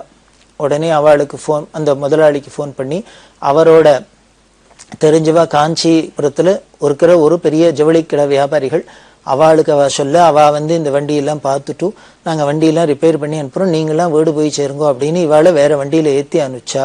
இவா ஒரு வழியா வீடு வந்தா போரும் அப்படிங்கிறாப்புல இவாளுக்கு ரொம்ப சிரமமாக போயிடுது. இதுக்கு ஏதாவது ரிப்பேர் பண்ணணும்னா பக்கத்தில் அக்கம் பக்கத்தில் என்னன்னு தெரியல, இனிமேல் எங்கேயோ போய் போகணுங்களா, மெட்ராஸ்க்கு போகணுமா, சுங்குவார சித்திரமா, எங்கன்னு தெரியல, இப்படி போயிட்டு வரணும்னாலும் எப்படி போயிட்டு வருது அவளுக்கு புரியல. ரொம்ப அவ கஷ்டப்பட்டு என்ன பண்ணினா வருத்தப்பட்டா. பெரியவா இப்படி ஒரு ஆபத்துலேருந்து காப்பாற்றணுங்கிறதுக்காக தான் நம்மளை நேர வீட்டுக்கு போனா, நாம தான் ஏதோ அஜ்ஞானத்துல அலட்சியப்படுத்திட்டு கோவிலுக்கு தானே போறோம், அதில் ஒன்றும் தப்பு இல்லை அப்படின்னு நினைச்சுன்னு வந்தோம். வந்த வழியில இது மாதிரி ஆயிடுது அப்படின்ட்டு அவ ரொம்ப ஃபீல் பண்ணி பெரியவா இருக்கிற இடத்த பார்த்து நமஸ்காரம் பண்ணி, இனிமே இது மாதிரி நாங்க பெரியவா வார்த்தையை அலட்சியப்படுத்த மாட்டோம் அப்படின்னு ஒரு சங்கல்பத்தோட அவ நேரம் கிளம்பி ஊருக்கு வந்து சேர்ந்தா. ராத்திரி கிட்டத்தட்ட 12 மணி 1 மணி ஆயிடுத்து. வீடு வந்து படுத்தா போரும் சேர்ந்தா போரும் அப்படிங்கிறாப்புல அவளுக்கு ஒரு சிரமம் வந்துடுத்து. அப்படி போனவாள்ல இன்னும் சென்னையில திருவத்தியூர்ல சங்கரா காலனியில இன்னமும் இருக்கா. அப்படி போயிட்டு வந்தவா. இது எதை குறிக்கிறது அப்படின்னா 2 விஷயம் நமக்கு தெரியுது. பிரம்மஜானியான திரிகால ஜானின்னு பெரியவா சொல்ற வார்த்தையை அப்படியே நம்ம தட்டாம கேட்கணும் அப்படிங்கிறது ஒன்றும் பெரிய பாடம். 2வது அதை விட பெரிய மெசேஜ் என்ன அப்படின்னா, பெரியவா தன்னை ஏகாம்பரேஸ்வரர் அப்படின்னு சொல்லிக்கிறா அப்படின்னா அவ அத்வைத அனுபூதியில அகம் பிரம்மாஸ்மி அப்படிங்கிற மகா வாக்கியத்துல எப்படி அனுபவத்துல வச்சிருந்திருக்கா அப்படிங்கிறது தெரியுது நமக்கு. இதெல்லாம் ஏதோ அவ வருமான வார்த்தையா வச்சுக்கல, சாஸ்திரங்கள் சொன்னதெல்லாம் சாதாரண ஒரு வரட்டு வேதாந்தம் இல்லை, அது அனுபவிக்கக்கூடியது, அனுபவத்துல உள்ளது அப்படிங்கிறது நிதர்சனமா காமிக்கிறாப்புல பெரியவா. நானும் மாமரத்துக்கடியில தான் உட்காந்துருக்கேன். இது வெளியில சொல்றது மாமரத்துக்கடியில உட்காந்துருக்கிறதுனால அப்படின்னு, நானும் ஏகாமரம் ஒண்ணுதான் அப்படின்னு சொல்லி என்னை பார்த்துட்டு இல்லை போறோம் அப்படின்னு சொல்றா. அப்படின்னா அந்த திருப்தி வரணும், பாவம் வரணும். இந்த பாவம் வரணும்னா அவசியமா குறிப்பிட வேண்டியவர் ஸ்ரீ பிரதோஷ மங்கட்ராமேர் அப்படின்னு சொல்லக்கூடிய பிரதோஷ மாமா. இந்த பிரதோஷ மாமாக்கு இந்த பெரியவா அப்படி சொன்னாலும் இல்லையோ, நான் தானே ஏகாம்பரம், என்னை பார்த்துட்டு போரும் திருப்தி அட அப்படின்னு. ஆனால் இப்படி பெரியவா வாக்காலே சொன்னா கூட பல பேருக்கு நமக்கெல்லாம் திருப்தி வரமாட்டேங்கிறது, இந்த பாவம் வரமாட்டேங்கிறது. இன்னும் நமக்கு அஜ்ஞானத்துல இந்த கோயிலுக்கு போகலாமா, அந்த கோயிலுக்கு போகலாமா, இந்த சுவாமியை பார்க்கலாமா, அந்த சுவாமியை வேண்டிக்கலாமான்னு தோன்றுறது. ஆனா பிரதோஷ மாமாவை பொறுத்த வரைக்கும் அப்படியே திடமா ஸ்திரமா எல்லாம் சர்வமும் பெரியவா தான், சாட்சாத் பரமேஸ்வரன் அப்படிங்கிறதுல ரொம்ப தீர்மானமா இருந்தவா. அப்படி மாமா நினைச்சிருந்தா கூட பல பேர் நினைச்சிருந்திருக்கலாம். ஆனால் ஒரே ஸ்ட்ராங்கா ஏகாகிரமா இருந்தார் அப்படின்னா பிரதோஷ மாமாவை முக்கியமா குறிப்பா சொல்லலாம். இப்படி பிரதோஷ மாமா தான் இருந்ததோட இல்லை, மாமா கிட்டக்க போறவா, மாமாவுக்கு தெரிஞ்சவா எல்லாத்தையும் இதை திருப்பி திருப்பி சொல்லிகிட்டே இருப்பா. பெரியவாளுக்கு மிஞ்சி ஒண்ணும் இல்லை, சர்வமும் பெரியவாளுக்குள்ள அடக்கமா இருக்கு. அதனால அஜ்ஞானத்தை விடுங்கோ, அஜ்ஞானத்தை அடுங்கோ, தெளியணும், நமக்கு ஒரு தெளிவு ஏற்படும். இப்ப ஏற்பட்ட பிரம்மஞானின்னு பெரியவாளை பார்த்து நமக்கு ஒரு தெளிவு ஏற்படலைன்னா அப்புறம் எதை பார்த்து தான் நம்ம தெளிய போறோம், நமக்கு ஞானம் வரப்போறது. அதுதான் பிரதோஷ மாமா சொல்லிட்டே இருப்பா. அதனால சர்வமும் பெரியவாளுக்குள்ள இருக்கு, நாம அந்த பாவத்தோட பார்த்தோம்னா நாம அதெல்லாம் உணரலாம் அப்படின்லாம் சொல்லுவா. அப்படி ஈஸ்வரன் அப்படிங்கிறத நமக்கு நிதர்சனமா காமிச்சா பெரியவா. அப்படி இருக்கிற பெரியவா எதை பார்த்த மாத்திரத்திலேயே அவளோடது எப்படி இருக்கு, ஒரு விஷயத்த பார்த்த மாத்திரத்துல அவளுக்கு எப்படி புரியுது அப்படின்னு ஆச்சரியமா இருக்கும். அதாவது எக்ஸ்ரே கண்ணு அப்படின்னு வேணா சொல்லலாம். பெரிய ஹோமங்கள்லாம் நடந்துருக்கு, பெரியவா ஜெயந்தி, அதுக்காக சில ஹோமங்கள் விசேஷமா எல்லாம் நடக்கும். பெரியவா இருக்க இடத்துல இதெல்லாம் நடந்துட்டு இருக்கு. அந்த பண்றவாள்லாம், இந்த விழாவை கொண்டாடுறவாள்லாம் பெரியவா வரணும், இந்த ஹோமத்துல வந்து கலந்துக்கணும், தரிசனத்துக்கு வரணும் அப்படிலாம் ஆசைப்பட்டா. பெரியவாளும் பூர்ணாவதி சமயத்துக்கு வந்தா. பூர்ணாவதிக்கு எல்லாம் ரெடியா இருக்கு. பெரியவா அப்படியே வந்து சுத்தி பார்த்துட்டு என்ன பண்ணா, உள்ள போயிட்டா. உள்ள போயிட்டு இப்போ பூர்ணாவதி வேண்டாம் அப்படின்ட்டு உள்ளுக்குள்ள போயிட்டா. இந்த ஹோமங்கள் பண்றவா, இந்த ஃபங்க்ஷன் பண்றவாளுக்கெல்லாம் ஒரே குழப்பம், என்ன ஏதானு தப்பு நடந்து கொடுத்தா, ஏன் பெரியவா இப்ப வேண்டாங்கிறா, பூர்ணாவதிக்கு தானே ரெடியா இருக்கு, பூர்ணாவதி ஆறதுக்காக தானே காத்துட்டு இருக்கோம், ஏன் இப்படி சொல்றா அப்படின்னா, பெரியவா அப்புறம் சொல்றா, அந்த பூர்ணாவதிக்காக நெய் வச்சுருக்காளே, அந்த நெய் சுத்தமா இல்லை, அசுத்தமாயிடுத்து, அதனால அதை முதல்ல மாற்றணும் வேற அப்படின்னு. ஒருத்தருக்கும் புரியல. உடனே அப்புறம் போய் நைட்டின் எடுத்து பார்த்தா அது பச்சையாக அந்த கழும்பெல்லாம் பாசியெல்லாம் பிடிச்சிருக்கு. அதுக்கு மேலே அதில் சில பூச்சிகள்லாம் விழுந்திருக்கு இந்த நைட்டினில். இதை பார்த்துட்டு பெரியவா அது நைட்டின்னுங்கிறத எங்கேயோ ஓரமாக வச்சிருக்கு. அந்த யாகசாலைக்குள்ளே அப்படி வந்த பெரியவா அப்படி ஒரு சுற்றினுங்க வந்த மாத்திரத்திலே உள்ளுக்குள்ளே போயிட்டா. இதுலேருந்தே தெரிகிறது, நமக்கு திறந்து பார்த்தா கூட தெரியாது, பெரியவாளுக்கு திறந்து பார்க்காதே தெரிகிறது அதுக்குள்ளே இந்த நெய் சுத்தமாக இல்லை, அசுத்தமாக இருக்குது, ஹோமத்துக்கு திரவியம் அருகதையா இல்லை, அதனால் வேற நெய்யை வச்சு பண்ணணும் அப்படின்னு சொல்கிறா. அப்படின்னா இது ஒரு ஆச்சரியமான விஷயம். அதே மாதிரி பெரியவா இருக்கிற இடத்துல வெட்ட வழியாக தான் இருக்கும் அப்படின்னு சொன்னோம். பாட்டுக்கு மேனால உட்காந்துன்னு இருப்பா. நிறையா பழங்கள் எல்லாம் வருது இல்லையா, எல்லா சாமான்லாம் வச்சிருக்கு. பக்கத்தில் இந்த மரங்கள்லேருந்து எங்கேருந்தோ வந்தது திடீர்னு ஒரு குரங்கு கூட்டம், பட்டாளம் வந்தா இங்கே பழங்களை வச்சிருக்கு, வந்து உருவுறது, பழங்களை எடுக்கிறது, இது பண்ணுறது. கூட இருக்கிறவாள்லாம் அந்த குரங்கை விரட்டுறதுக்கு போனால் கைங்கரியம் பண்ணுறவா பெரியவாள்கிட்ட சிசுருஷ பண்ணின்னு இருக்கிறோம். அவா என்ன பண்ணினா அந்த குரங்கை விரட்ட போனா. ஏன்னா பெரியவா மேலே ஏதானும் பாஞ்சு இஞ்சி ஏதானும் பண்ணிவிட போகிறதோ, ஹிம்சை பண்ண போகிறதோ அப்படின்னு. பெரியவா என்னம்னா எல்லாரையும் தடுத்தா, ஒன்றும் பண்ணப்படாது, பிசாத இருங்கோ, அது என்ன பண்ணுறதோ பண்ணட்டும் அப்படின்னா. அந்த குரங்கெல்லாம் வந்தது, ஒரே ரகலை பண்ணுறது. முன்னால் அதுகளை கேட்பானே, ஒரே வேட்டு, ஏகப்பட்ட பழமாக இருக்குது, சாமானாக இருக்குது, அத்தை இருக்குது, இத்தை இருக்குது, எல்லாத்தையும் எடுத்து சாப்பிட்றது, இந்த கலைச்சி போடுறது, அத்தை பண்ணுறது, இத்தை பண்ணுறது, ஒரே அட்டகாசம் பண்ணிட்டு இந்த குரங்கு பட்டாளம்னா. இப்படி கொஞ்ச நேரம் பண்ணிவிட்டு அதுகளை என்ன பண்ணி எடுத்து ஓஞ்சி போடுத்து நேர பழையபடி வந்தபடியே மரத்தில் ஏறி போயிடுத்து. போனோன்னு பெரியவா சொல்கிறா, குரங்கு பாவம் வாயில்லா ஜீவன், அது அதோட குணத்தை காமிக்கிறது, சுபாவத்தை காமிக்கிறது. நாம் இப்போ மனுஷாலாம் நம்மளோட சுபாவத்தை காமிக்கலையா? கோவக்காரா எப்பொழுதும் கோச்சின்னு இருக்கிறா, சிரிக்கிறவா எப்பொழுதும் சிரிக்கிறா, அழறவா எப்பொழுதும் அழறா, குறப்படுறவா குழப்பட்டுக்கிறா எப்பொழுதும். இது மாதிரி மனுஷாளுக்குன்னு சில குணங்கள்லாம் இருக்குது. நாம் எங்கே போனாலும் யார்கிட்ட போனாலும் எந்த இடத்துல இருந்தாலும் நம்மளோட குணங்களை நாம் ஒன்றும் மாற்றிக்கிறது இல்லை, நாம் இருக்கிறபடி தான் இருக்கோம். இப்படி நாமளே இப்படி இருக்கணும், 6வது அறிவு உள்ள நாமளே இப்படி தான் இருக்கோம். ஒரு இடத்துக்கு போனால் அந்த இடத்துக்கு ஏத்தாப்புல நம்ம மாற்றிக்க தெரியலன்னா, ஒரு சாதாரண ஜீவராசிகள், வாயில்லாத ஜீவன், அது அதோட சுபாவம் அப்படித்தானே இருக்கும். அதுகளுக்கு பார்த்தது சந்தோஷமாக இருக்குது, இத்தனை திங்கிறதுக்கு சாமான்லாம் கிடச்சிருக்கு, அதுகளை ஏதோ பண்ணுறது. அதை போய் நாம் இனிமேல் கல்லெடுத்து அடித்து விரட்டி இதெல்லாம் பண்ணக்கூடாது, ஹிம்சை பண்ணக்கூடாது அப்படின்லாம் சொல்லிட்டு சொல்கிறா. இப்போ குரங்கு வந்து இது மாதிரிலாம் அட்டகாசம் பண்ணிட்டுனா நமக்கு இடைஞ்சல் தான், இல்லைன்னு சொல்லலை. அப்படி இடைஞ்சலாக இருந்தால் கூட அப்போ நம்ம என்ன பண்ணணும் அப்படின்னார், இந்த குரங்கு பட்டாளெல்லாம் சேர்ந்துன்னு ராமருக்கு என்ன கைங்கரியம் பண்ணியிருக்குங்கிறத நினச்சிக்கணும், ராமாயணத்தை ஸ்மரிச்சுக்கணும். இப்போ ஏற்பட்ட குரங்கு படையெல்லாம் வச்சுன்னு தானே அவர் சமுத்திரத்தை அணையே கட்டி பெரிய மகாபராக்கிரமசாலியான ராவணாதிகள்லாம் வதம் பண்ணி சீதையை மீட்டுன்னு வந்தானே ராமாயணம் சொல்றது. அப்போ அந்த குரங்கோட குணத்தை பாருங்கோ, எவ்வளவு உபகாரமாக இருந்திருக்கு, எவ்வளவு கைங்கரியம் பண்ணியிருக்கு ஒரு மனுஷனுக்கு. அவர் வெறும் மனுஷன் மட்டும் இல்லை, ஈஸ்வரன் வேற. ஈஸ்வர கைங்கரியமும் பண்ணியிருக்கு, மனுஷ சேவையும் பண்ணியிருக்கு இந்த குரங்குகள்.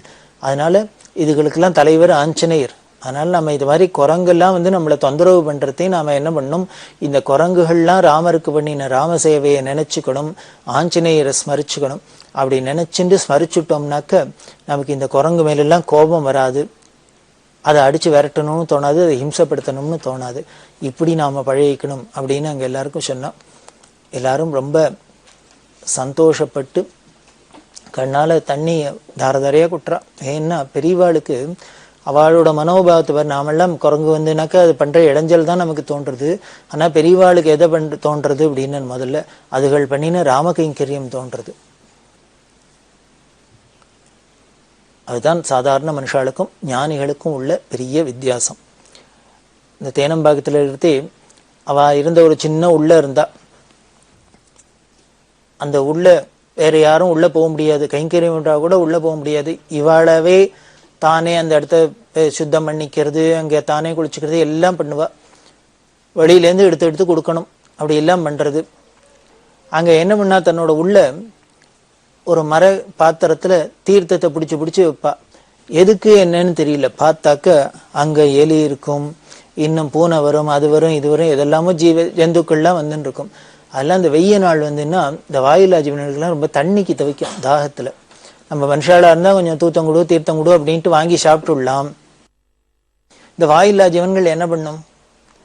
ரொம்ப தாகத்துல இங்கேயும் அங்கேயும் அல்ல தவிக்கும். அதனால இந்த வாயில்லா ஜீவன்களுக்கு வேணும் அப்படிங்கிறதுனால அங்க குரங்கு வரலாம், இன்னும் ஏதோ வரலாம், எந்த ஜீவராசிகள் வேணா வரலாம் தீர்த்தம் சாப்பிட்றதுக்கு. அதுக்காக இப்படி தண்ணீர் உப்பிக்கிறது, இதை மாதிரி எல்லாம் பண்ணுவா. ஒரு பூனை குறுக்கையும் நடுக்கையும் போறது, ஒரே தவிக்கிறது. கூட இருந்தவாள்லாம் என்னன்னு புரியல, அந்த பூனையை விரட்டுறா. உடனே பெரியவா, நீ பூனையை விரட்டினா அந்த போறது உடனே திரும்பி வந்துடுறது. அப்படி இருக்கிறதே அவ என்ன பண்ணா இவளுக்கு புரியல. உடனே பெரியவா சொல்றா, வேற ஒண்ணும் இல்லை, வெயில் அப்படியே தகிக்கிறது, விரட்டுறது, அதுக்கு தண்ணி வேணும் போல இருக்கு. நீ ஒண்ணு பண்ணு, ஒரு மரத்தட்டில் எடுத்து அந்த ஓரமா கொண்டு துளி தண்ணியை ஊத்தி வச்சா அதுக்கு காமி, அது பாட்டுக்கு சாப்பிட்டுட்டு போயின்னு இருக்கும், அதுக்கு தான் தவிக்கிறது அப்படின்னு. அதே மாதிரியே கைங்கரியம் பண்றவர் ஒரு தட்டுல பின்னால தண்ணியை கொண்டு வச்சா அந்த பூனை தீர்த்தத்தை சாப்பிட்டது போயிடுத்து. இந்த கைங்கரியம் பண்றவாள்லாம் சொல்வா, பெரியவாள்கிட்ட வர மனுஷாளுக்கு தான் என்னென்ன குறை, எதுக்கு எப்படி அனுகிரகம் பண்ணும் அப்படிங்கறத மட்டும் தெரிஞ்சுக்கிறதுக்கால ஞானி இல்லை. ஜீவராசிகள் எதுவா இருந்தாலும் அந்த சந்நிதிக்கு போனா அதுக்கு என்ன தாபம், அதுகளோட சிரமம் என்ன, அதுக்கு என்ன வேணும் பரிகாரம் அப்படின்னு பார்த்து சொல்லக்கூடியதுல பெரியவா ரொம்ப கெட்டிக்காரு. அப்படிதான் அனுகிரகம் பண்ணி இந்த பூனைக்கு தண்ணியை வெயி அப்படிங்கிறா. இது மாதிரி பல விஷயங்கள். அவ இருந்த இடத்துல இந்த தேனம்பாக்கத்துல ஒரு பெரிய பெருச்சாளி பொந்து, அது ஒரே அட்டகாசம் பண்ணிட்டு அதை அடைக்கணும்னு கைங்கரியம் ஒரு ஆளை கூப்பிட்டு, மேஸ்திரியை கூப்பிட்டு அடைக்கிறதுக்கு ஏற்பாடு பண்ணியிருந்தார். பெரியவா கேட்டா, எதுக்குன்னா அந்த வெளிப்பந்து அடைக்கப்படாது அப்படின்னுட்டா. நல்ல கதையா இருக்கு. அது இருக்கிற இடத்துல நாம உட்கார்ந்துட்டு இருக்கோம், உட்கார்ந்துட்டு நாம அதுக்கு இடைஞ்சல் பண்ணக்கூடாது, அது நமக்கு இடைஞ்சல் பண்ணல, நாம தான் அது இருக்கிற இடத்துல அதுக்கு இடைஞ்சலா இருக்கும், அதனால அடைக்கப்படாது, அதனால அந்த ஆளை அனுப்பிச்சிரும் அப்படின்னுட்டா. சரின்னு அந்த ஆளை அனுப்பிச்சார் கைங்கரியம் பண்ற. உடனே பெரியவா கூப்பிட்டு நியாயம் சொல்றா, நீ ஏதோ வேலை கொடுக்க போற, சம்பளம் கிடைக்க போறதுன்னு அந்த ஆளு வந்தார். இப்ப நம்ம வேண்டான்னு அனுப்பிச்சிட்டோம், அதனால அவருக்கு நஷ்டம் இருக்கக்கூடாது, நீ பேசின சம்பளத்தையும் கொடுத்து அவருக்கு அனுப்பிச்சிரும் அப்படின்னு. இதுதான் பெரியவாளோட குணம். அந்த சந்நிதியில எல்லாருக்கும் அனுகிரகம் அப்படிங்கிறது நமக்கு தெரியறது. அப்பேற்பட்ட பெரியவா அனுகிரகத்தை தொடர்ந்து நாம அனுபவிக்கலாம். பெரியவா சரணம். இந்நிகழ்ச்சியின் அடுத்த பகுதி நாளை மாலை இதே நேரத்தில் ஒளிபரப்பாகும். பெரியவா சரணம். பெரியவா சரணம். அடுத்த நிகழ்ச்சி திருவாசக இன்னிசை. வழங்குபவர் ஸ்ரீ சத்குருநாத தேசிகர் அவர்கள். பெரியவா சரணம். திருச்சிற்றம்பலம். திருப்படையாட்சி. கண்கள் இரண்டும் அவன் கழல் கண்டு களிப்பன ஆகாதே, கண்கள் இரண்டும் அவன் கழல் கண்டு களிப்பன ஆகாதே, காரிகையார்கள் தம் வாழ்வின் என் வாழ்வு, காரிகையார்கள் தம் வாழ்வின் என் வாழ்வு கடைப்படுமாகாதே, மண்களில் வந்து பிறந்திடுமாறு மறந்திடுமாகாதே, மண்களில் வந்து பிறந்திடுமாறு மறந்திடுமாகாதே, மாலரியா மலர் பாதம் இரண்டும், மாலரியா மலர் பாதம் இரண்டும் வணங்குதுமாகாதே, பண்களில் கூத்தரு பாடலோடாடல் பயின்றிடுமாகாதே, பண்களில் கூர்தரு பாடலோடாடல் பயின்றிடுமாகாதே, பாண்டினன் நாடுடையான் படையாட்சிகள், பாண்டினன் நாடுடையான் படையாட்சிகள் பாடுதுமாகாதே, விண்களி கூர்வதோர் வேதகம் வந்து, விண்களி கூர்வதோர் வேதகம் வந்து வெளிப்படுமாகாதே, மீன்வலை வீசிய காணவன் வந்து, மீன்வலை வீசிய காணவன் வந்து, மீன்வலை வீசிய காணவன் வந்து வெளிப்படுமாயிடிலே,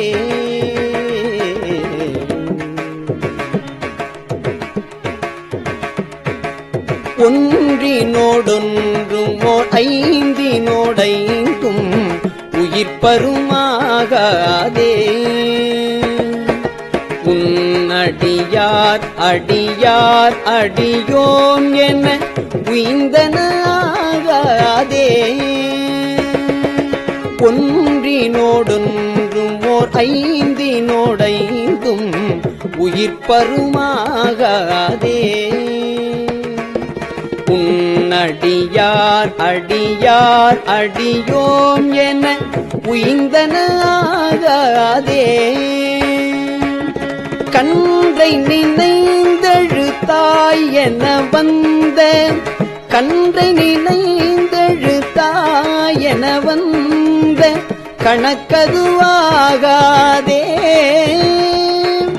காரணமாகும் அநாதி குணங்கள் காரணமாகும் அநாதி குணங்கள் கருத்துருமாகாதே.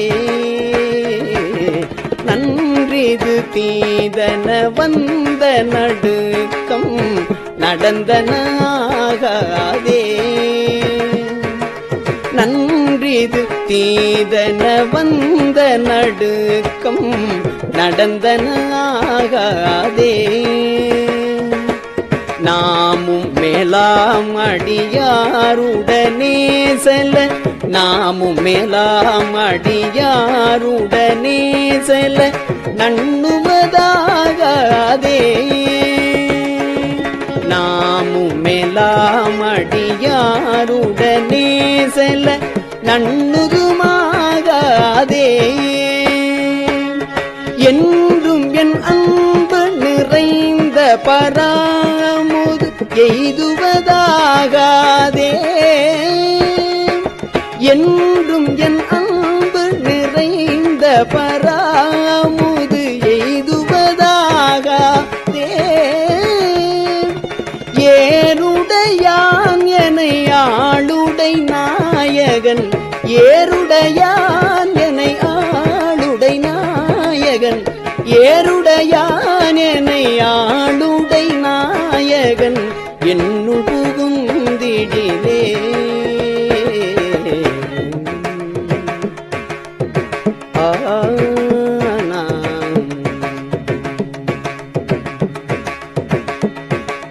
பந்த விகார குணங்கள் பறிந்து மறிந்திடுமாகாதே. பந்த விகார குணங்கள் பறிந்து மறிந்திடுமாகாதே. பாவனையாய கருத்தினில் வந்து பரவமுதாகாதே. பாவனையாய கருத்தினில் வந்த பரமுதாகாதே.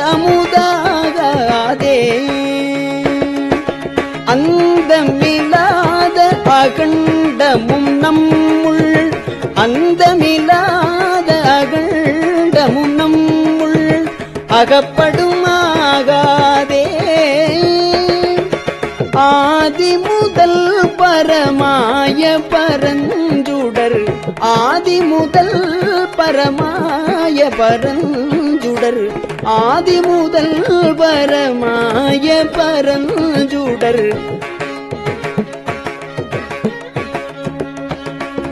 ஆதி முதல் பரமாய பரஞ்சுடர் அண்ணுவதாகாதே. செந்துவர் வாய் மடவாரிடர் ஆனவை சிந்திடுமாகாதே. செந்துவர் வாய் மடவாரிடரானவை சிந்திடுமாகாதே. சேலன கண்கள் அவன் திருமேனி சேலன கண்கள் அவன் திருமேனி திளைப்பனாகாதே.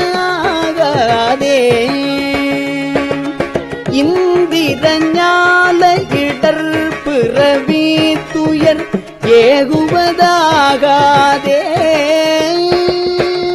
இந்திரஞால இடர் பிறவி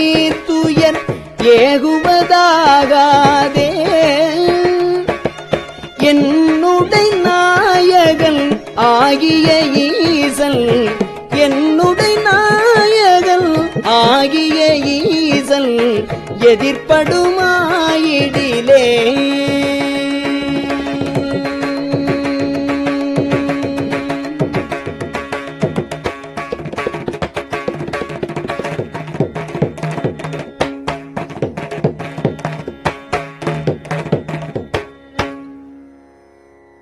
எண்ணணியார் முல்லை ஆகம் அளைந்துடன் இன்புறுமாகாதே எண்ணணியார் முல்லை ஆகம் அளைந்துடன் இன்புறுமாகாதே எல்லையில் மா கருணை கடல் இன்றினிதாடுதுமாகாதே எல்லையில் மா கருணை கடல் இன்றினிதாடுதுமாகாதே நன்மணி நாதம் முழங்கி என் உள்ளுற நண்ணுவதாகாதே நன்மணி நாதம் முழங்கி என் உள்ளுற நண்ணுவதாகாதே நாதன் நீ திரு நீற்றினை நித்தலும் நண்ணுவதாகாதே மன்னிய அன்பரில் என் பணி முன்புற வைகுவதாகாதே மன்னிய அன்பரில் என் பணி முன்புற வைகுவதாகாதே மாமரையும் அறியா மலர்பாதம் மாமரையும் அறியா மலர்பாதம் வணங்குவதாகாதே மாமரையும் அறியா மலர்பாதம் வணங்குவதுமாகாதே இன்னிய செங்கழு நீர் மலர் என்பலை எய்துவதாகாதே இன்னிய செங்கழு நீர் மலர் என்பலை எய்துவதாகாதே என்னை உடை பெருமானருள் ஈசல் என்னையுடை பெருமானருள் ஈசல் என்னையுடை பெருமானருள் ஈசல் எழுந்தருள பெரிலே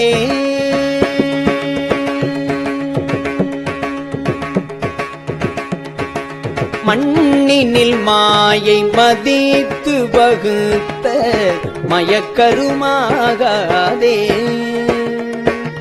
வானவரும் அறியா மலர்பாதம் வணங்குவதாகாதே மண்ணினில் மாயை மதித்து வகுத்த மயக்கருமாகாதே வானவரும் அறியா மலர்பாதம் வணங்குதுமாகாதே கண்ணிலி காலம் அனைத்திலும் வந்த கண்ணிலி காலம் அனைத்திலும் வந்த கலக்கருமாகாதே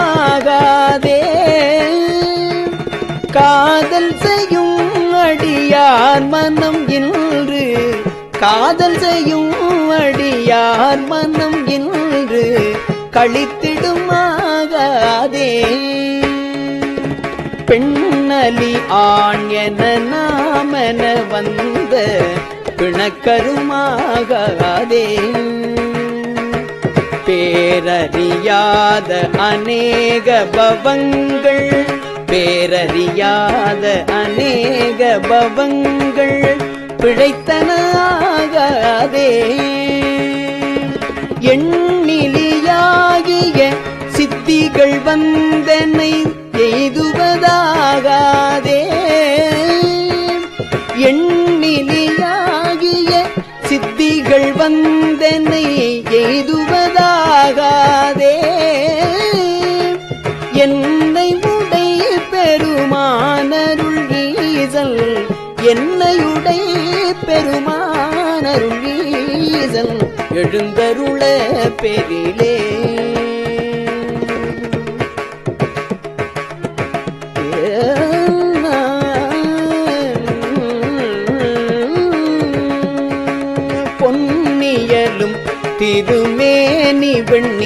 வெண்ணீரு பொலிந்திடுமாகாதே.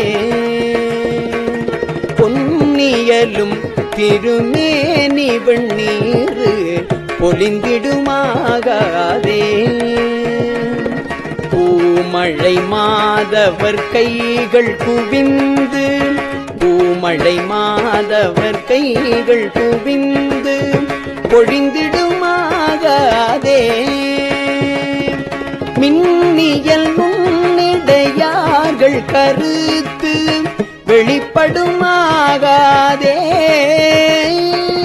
வீணை முரல்களும் ஓசையில் இன்பம் வீணை முரல்களும் ஓசையில் இன்பம் மிகுத்திடுமாகாதே. தன்னடியார் அடியன் தலை மீது தழைப்பனாகாதே. தானடியோம் உடனே உய்ய வந்து தலைப்படுமாகாதே. இன்னியம் எங்கும் நிறைந்தினிதாக இன்னியம் எங்கும் நிறைந்தினிதாக இயம்பிடுமாகாதே. என்னை முன் ஆளுடை ஈசன் என் அத்தன் எழுந்தருள பெரிலே.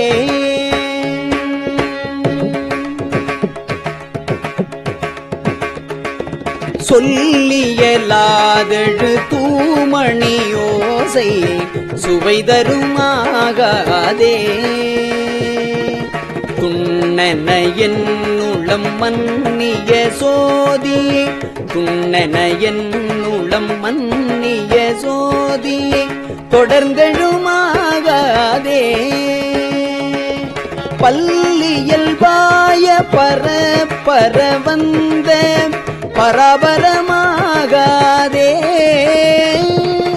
பண்டறியாத பரானுபவங்கள் பரந்தெழுமாகாதே. பில்லியல் நன்னுதலார் மயல் இன்று விளைந்திடுமாகாதே. விண்ணவரும் அறியாத விழு பொருள் விண்ணவரும் அறியாத விழு பொருள் இப்பொருளாகாதே. விண்ணவரும் அறியாத விழு பொருள் இப்பொருளாகாதே.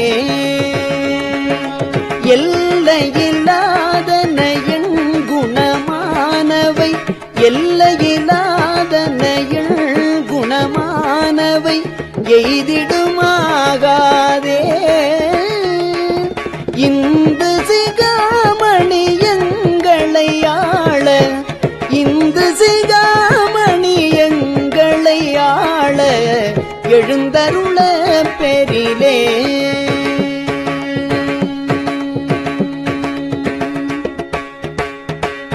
சங்கு திரண்டு முரன்றெடும் ஓசை அழைப்பனாகாதே. சங்கு திரண்டு முரன்றெடும் ஓசை தழைப்பனாகாதே.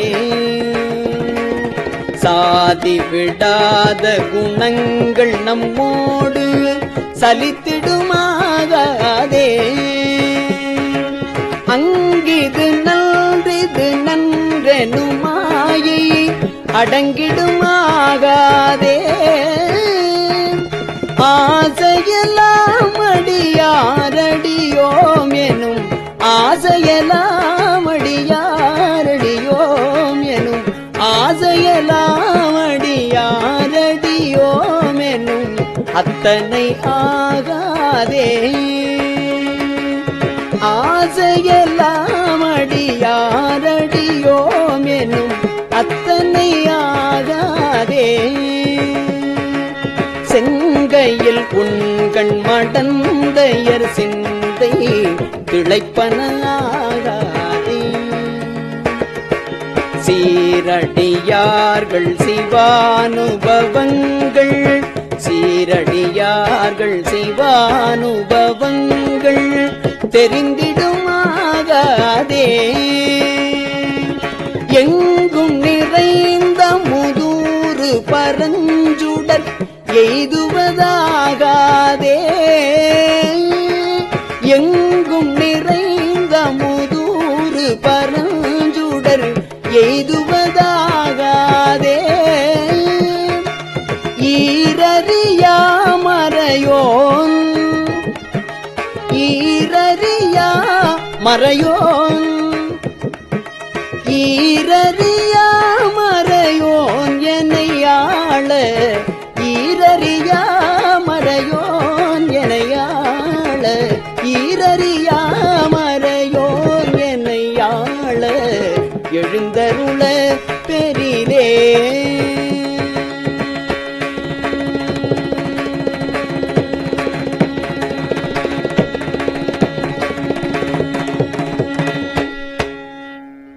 திருச்சிற்றம்பலம்.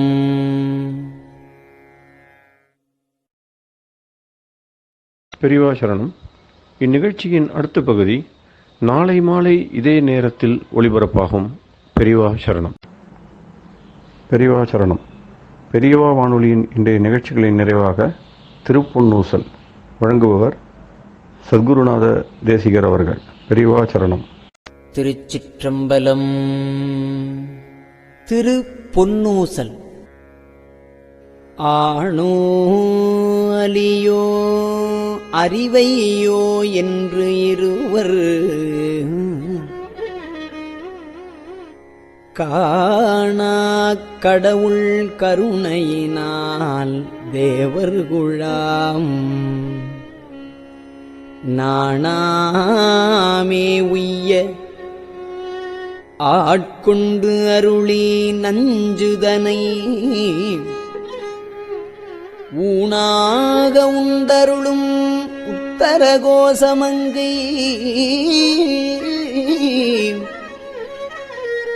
கோணாறு பிறைச்சன்னி கூத்தன் குணம் பரவி பூணாறு வனமுலையீர் பொன்னூசலாடாமோ.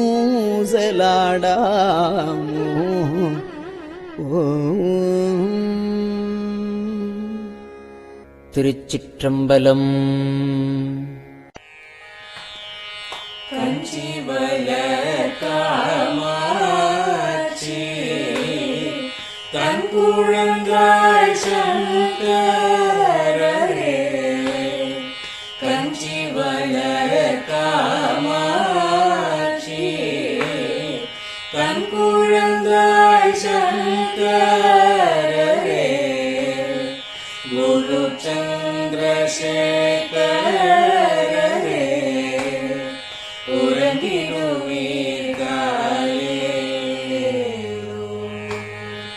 உறங்கிடுவீர்களே.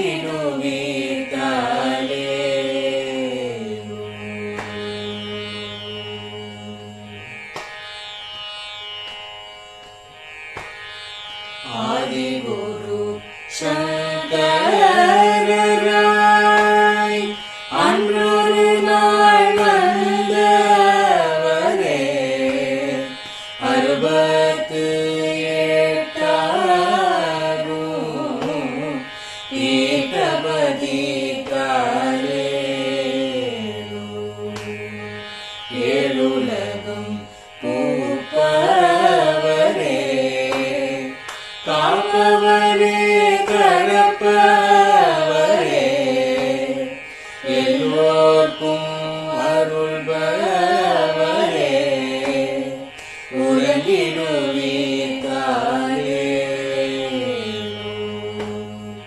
அயனுடனே மாலவனோ தேடிய பொற்பதத்தவரே. அருமறைகள் சாற்றும் முயல் மலர்பதமே காலே. முக்தி நிலை எய்திடவே சக்தி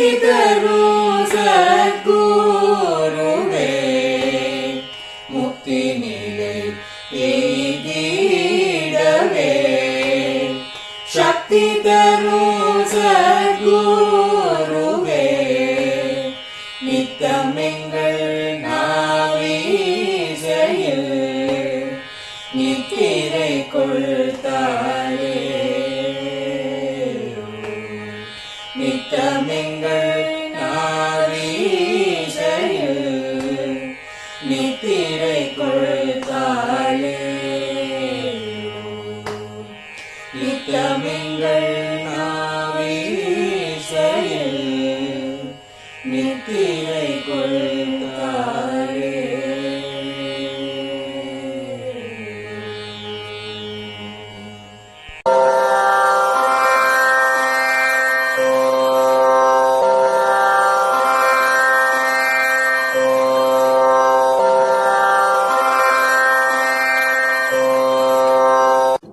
பெரியவா சரணம்.